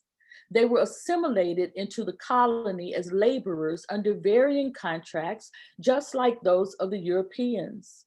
Some Africans worked off their debt and became freedmen, and a few ambitious men obtained land and livestock, built substantial houses, married, and established themselves as well-to-do planters. Some became entrepreneurs and engaged in trading and other commercial activities that had business dealings on an equal footing with their white neighbors. Like their white counterparts, Black property owners were often contemptuous of government, arrogant, and insulting. These, my friends, are qualities of owning class, not qualities of race. In fact, numerous court records provide clear evidence that these 17th century Africans did not act any differently from whites in the same social class. Edmund Morgan wrote in his book, "There is more than a little evidence that Virginians during these years were ready to think of Negroes as members or potential members of the community on the same term as other men, and to demand of them the same standards of behavior. Black and white indentured servants ate and slept together, and at this time there was no stigma associated with what we later called intermarriage. Black male servants were often married to white women servants. But by mid-century, the colony was in a crisis. A few men from among the earliest settlers had taken over most of the fertile land and had established large plantations and grew tobacco to make huge fortunes. Poor servants who achieved their freedom found it difficult to acquire land. The freed poor and servants, which now included Europeans, Africans, mulattoes, and a few indigenous, became unhappy with this arrangement, and especially with the corruption and abuse of power on the part of the wealthy men who ruled the colony. They threatened rebellions and plundered their neighbors. They showed contempt for colony leaders and generated unrest throughout the settlement. In 1676, the most famous rebellion took place. It was led by Nathaniel Bacon. This uprising of thousands of poor workers was the first major threat to social stability in this new place. The rebellion dissipated after the death of Bacon, but British royal commissioners sent out to suppress the uprising realized that the population at large had supported the rebellion. On one occasion, they faced a dissatisfied group of about 400 African and 700 or so European bond laborers who were chiefly Irish. They soon recognized the need for a strategy to prevent such coordination in the future and to ensure that a sufficient number of controlled laborers were made available to plantation owners. The decisions that the rulers of the colony made during the last decade of the 17th century and the first quarter of the 18th century resulted in the establishment of racial slavery. They began to pass a series of laws separating out Africans and their descendants, restricting their rights and mobility, and imposing a condition of permanent slavery on them. Africans were now being brought directly from Africa. They were different from earlier Africans in that, ironically, they were considered the heathens because they were not Christian and were unfamiliar with European languages and customs and traditions. We need not look any further than the doctrine of discovery in 1493. I hope that you are familiar with this document that established and baptized with religious language the notion that those who were not Christian, that those who did not have the suitable standards of civility that were necessary in the New World, had any rights or even for matter, any souls that those who had come into this land needed to pay attention to. The doctrine of discovery, my friends, is not a political document per se, as much, or it didn't start out that way, as much as it was a papal decree, an order of the church that permitted those new settlers from taking more land from indigenous people of this area. That same ethos of thought has continued with us through the doctrine of discovery years into manifest destiny, and I dare say we still live with the vestiges of it now. Colony leaders back then began to argue that Africans had no rights under British laws and therefore could be subject to forced labor with impunity. After 1672, British ships entered the slave trade, and the numbers of people shipped directly across the Atlantic greatly increased. There were critical reasons for the preference for Africans. As early as the 1630s, planters began to express a desire for African labor. Records of plantation owners in the Caribbean and in the colonies of Virginia and Maryland reveal that Africans were initially considered to be docile and had little knowledge of the customs of the area, but great experience with tropical cultivation. They knew how to grow corn and tobacco and sugarcane and cotton in their native lands. These crops were unknown in Europe at that time. Colonists soon realized that Africans were a key and essential part of their ability to reach their goals of amassing wealth. A good example in this history is the colony of Georgia. Georgia in the mid-18th century. This colony was founded in 1732 by followers of John Wesley, who is also the founder of Methodism, with the objective of settling poor people from Europe. The founders and organizers had an anti-slavery policy, and Georgia, yes, Georgia, became the first non-slave holding colony. But the experiment failed. The settlers endured hunger, disease, poverty, and many died. And so they soon petitioned the trustees to alter the policy to allow slaves, arguing that slaves were essential to their survival. Nearly 20 years after the founding of that colony, the act prohibiting slavery was repealed, and Georgia began to prosper. European colonists also recognized that Africans tended to live longer in this environment and were able to produce more as a result than Europeans who had been hired as indentured servants. Moreover, Africans were in a foreign land with no powerful allies and no knowledge of the geographical landscape. Just to put it bluntly, Africans were the most vulnerable of the peoples of the Americas. Sources of English servants began to decline in the latter part of the 17th century as jobs became available for them at home. And the slave trade to Africa increased as internal warfare in Africa made more and more people available for enslavement. Leaders of the colonies, all large planters, had two objectives: to impose effective social controls over the population and to provide themselves with cheap and easily controlled workers. They readily perceived that they could use the differing physical characteristics of the population to divide them and to demarcate some of them for permanent slavery. And this is important, my friends, as we look at where we are in our nation today, as we look at the history, not those many years ago, but even the history in our recent past. There has always been an effort to divide those who might fight on behalf of the not owning class. There's always been an effort to divide those who are equally suffering from poverty, who are equally suffering from distress, because everyone knows that if those who are targeted in any way began to work together, that they are larger than any other group.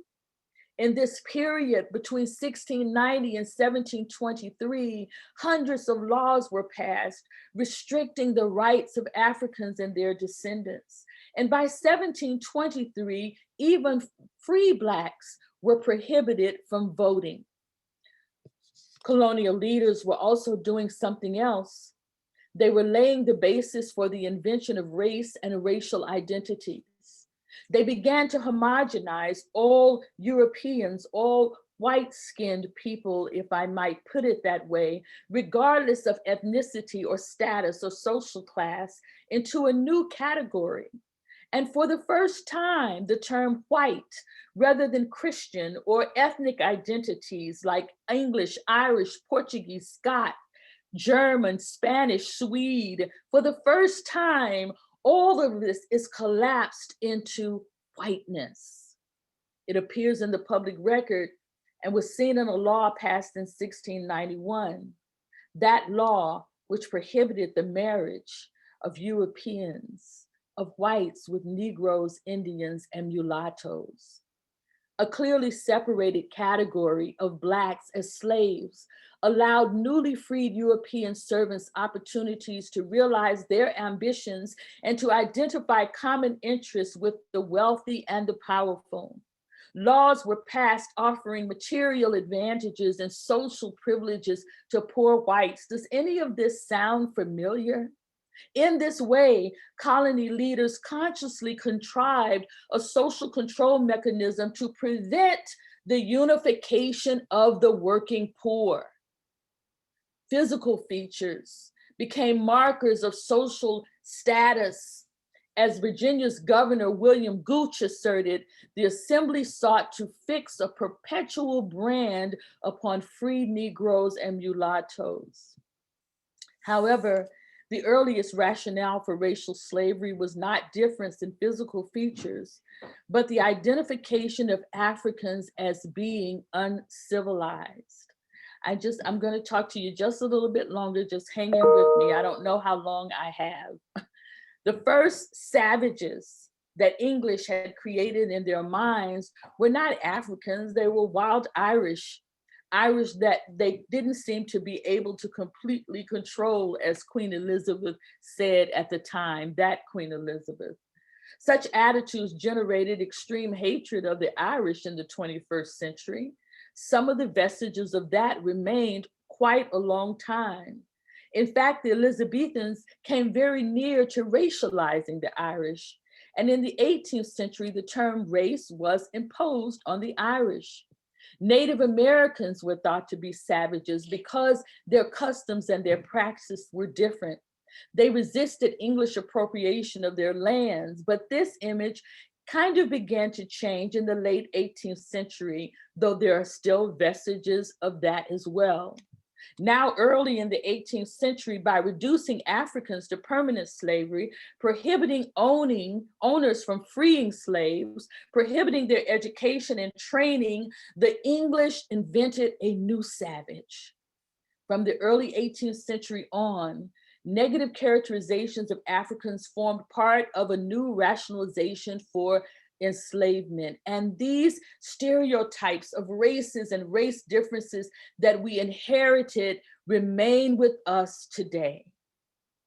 What colony leaders were doing was establishing unequal groups and imposing different social meanings on them. As they were creating the institutional and behavioral aspects of slavery, the colonists were simultaneously structuring the ideological components of race. They exaggerated human differences and even invented some that could not be sustained empirically, such as the belief that Negroes had Black brains and bloods. I'm at 58 years old. I remember my parents moving me from my predominantly Black elementary school into an all-white elementary school because one of the teachers decided that I needed to be placed in a place that had more challenging education for me. The school was not all white. There probably were about 8 Black students from kindergarten to 8th grade, but certainly in my new 4th grade class, I was the first Black student. And judging by some of the conversations that happened, perhaps the first Black person that some of my classmates had ever had intimate conversation with. I remember as we tried to figure out this new world together, questions like, what color is your blood? Can I touch your hair? What color is your brain? What kind of food do you like to eat? Not questions that were coming from a place of hatred and animosity. Not for the most part. Our hatred and animosity in the 4th grade was just the mimicking of what we were receiving at home. I remember the first time that I was called a nigger in the 4th grade. I never heard that word before and did not even know what it meant. But by the way it came out of my classmate Mike's mouth, I knew it was something that I didn't want to be.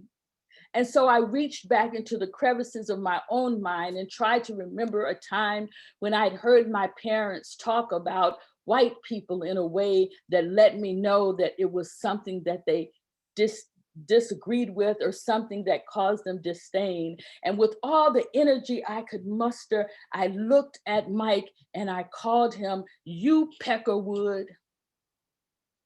I reflect on that now, knowing that neither Mike nor I had the mental engagement to know what we were replicating. And I've often wondered in years past, what became of Mike? Was this something that became a part of who he was as he grew into meaning? Or was he like me and chose a different path? From the last decade of the 18th century on, the writings of learned men appeared to proclaim the natural inferiority of Blacks. In 1860, slavery ended, but race as a social status and the basis of our human identities remained. Race ideology proclaimed the existence of separate, distinct, and exclusive groups that were made unequal, my friends, by God and or nature. African Americans, the most inferior, were at the bottom of the hierarchy, and European whites, some of them, were at the top. Each race was thought to have distinct physical and behavioral traits that were inherited in the blood and passed on to their children. Thus, we have the continuing stereotype of African Americans as lacking intelligence, lazy, oversexed, loud, irrational, musical, emotional, and superstitious. If we follow the images, because art and media have great influence on us, if we follow the images from enslavement, where you would often see caricatures depicted of happy slaves, tap dancing slaves, who in their right mind would be happy being enslaved.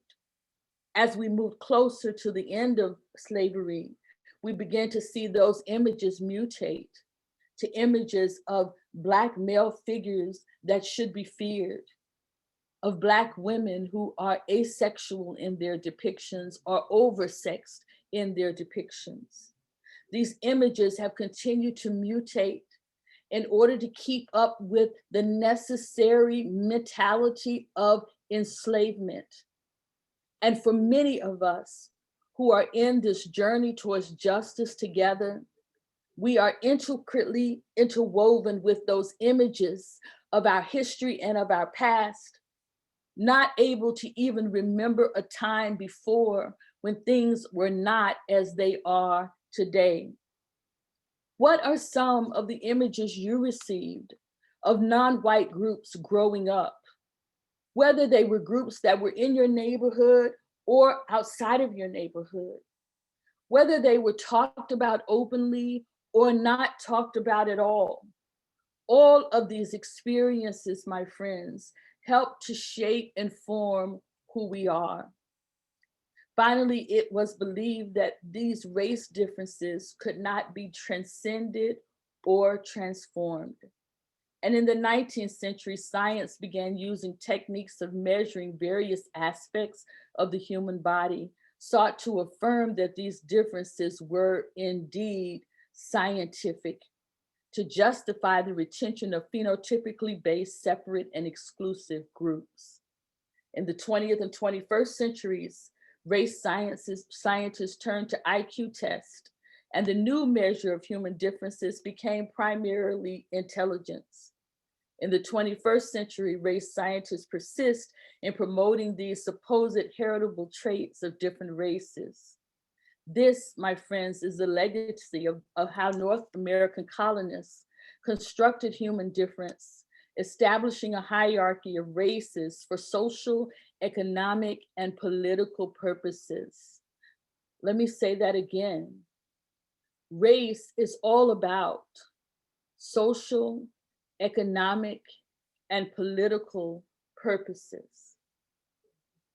If we just look back over our recent history as a nation, we will begin to understand how this ideology, and for some of us, this theology, has caused us to become a fractured nation.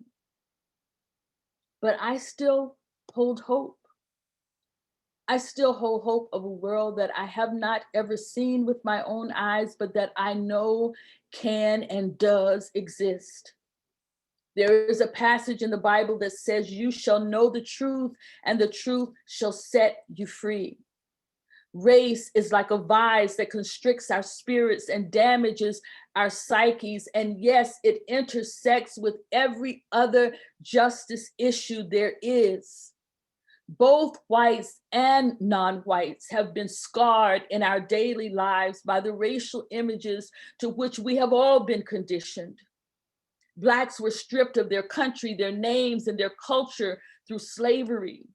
Indigenous people, Indians, Hawaiians, first people of Australia were robbed of their land and subjugated on the land of their birth.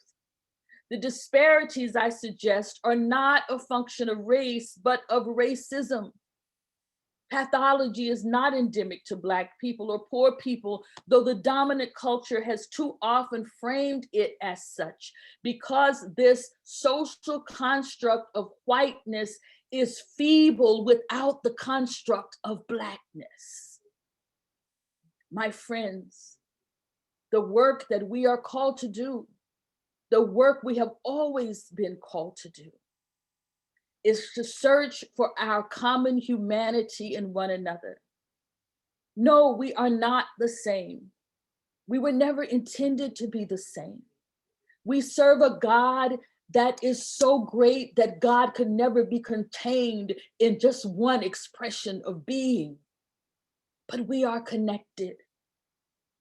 Racism is a sin with a root system that so acutely damages non-white people and white people all over this world, and cannot be contained in designated locations, nor can it coexist with other viable, life-giving ways of being in this world. I leave with you for your consideration today. How has racism impacted the life of those of you in the Vermont Conference? What has been gained by some and what has been lost by others? Knowing the truth about our history and our scriptures will help to free us from the beliefs and attitudes about human differences that were so deeply embedded in our culture with the invention of race and races. There is a cost, my friends. There is a cost to whiteness. By expanding freedom and opening up access to knowledge for all people, it may well be that we will come closer to the ideals of equality. No child is born hating. Racism is learned behavior. Racism is about economic gain. It always has been. It always will be. It is antithetical to the gospel. it yields physical, mental, and spiritual disparities. And for the sake, not of Black people's souls, not of brown people's souls, for the sake of white souls, we must work together to dismantle it. Thank you. I don't read chat while I'm talking, so I don't know what you said, but I hope that you will receive my offering in the spirit that I give it. God bless.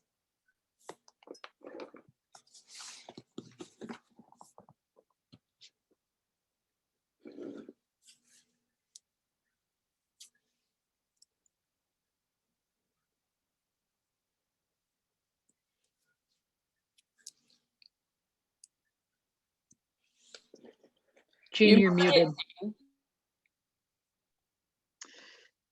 Thank you very much, Traci. I've been skimming the chat comments, and everyone has been thrilled with how you've tied the history and the theology together. So we can't all applaud, but I'll applaud for the entire conference. And it's been such a treat to have you, and we'll look forward to you preaching at our communion service tomorrow afternoon. Thank you. I want to ask you one question for clarity. Lynn has been very good to me, but Denise, my assistant, is off today, and I am useless without her. So I know that the youth are not meeting today, so I'm not doing that. And tomorrow I was to do something that I'm not doing, so I just show up for worship. Is that correct? Yes, No, not quite. You're also scheduled to do during the workshop time. Anybody who would like to continue to talk with you about what you were talking about with us this morning. Very good. I'll be there for the workshop and then worship. Right. Excellent. So for all of those of you who've had questions or would like to ask Traci any question or make some comments, tomorrow's workshop is the opportunity to do that. Let's see, I have a little bit of housekeeping. And that is I want to announce that the open discussion group led by Elisa Lucosi is this afternoon from 1:30 to 3. And Peacemakers Gathering led by Teresa Lever is from 3:30 to 5:30. Both may be accessed by the links that were provided in the email.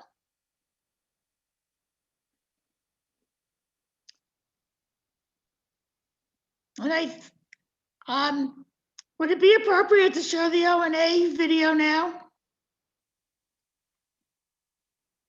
Since we have a little bit of time? I would say yes. Okay, let's do the O&A video, and then we will close this plenary.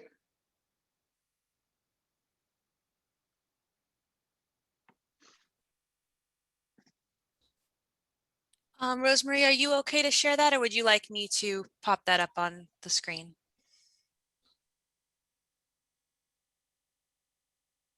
If you have it up, that would be great, because I had shut it down because I thought we were closing it. All right, I will put it up momentarily. Thank you.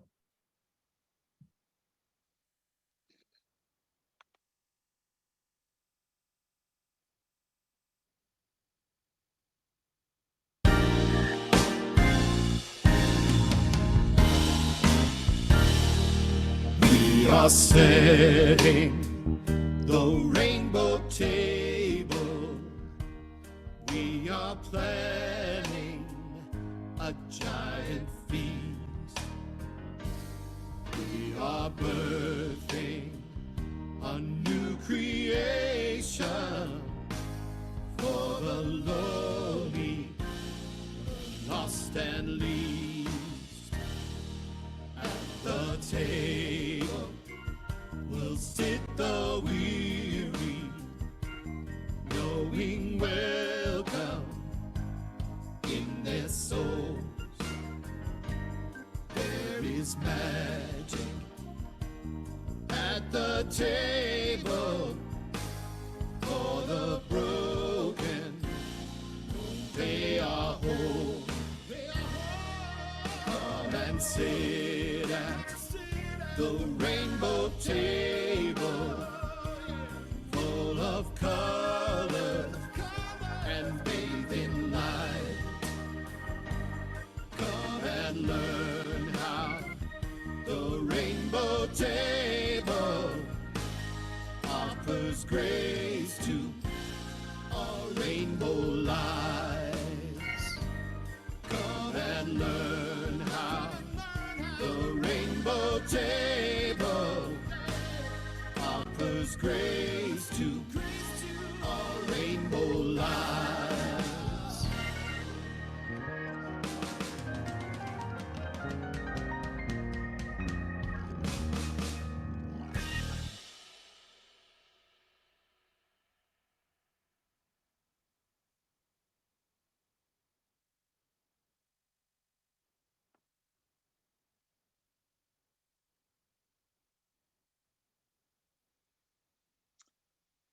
Okay, thank you very much, Jackie, for all your videos.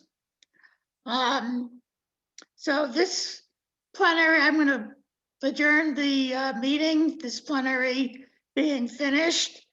Again, don't forget the discussion group this afternoon and peacemakers. And this evening's plenary starts at 6:30. So everyone have a good lunch and we'll see you either this afternoon or definitely this evening.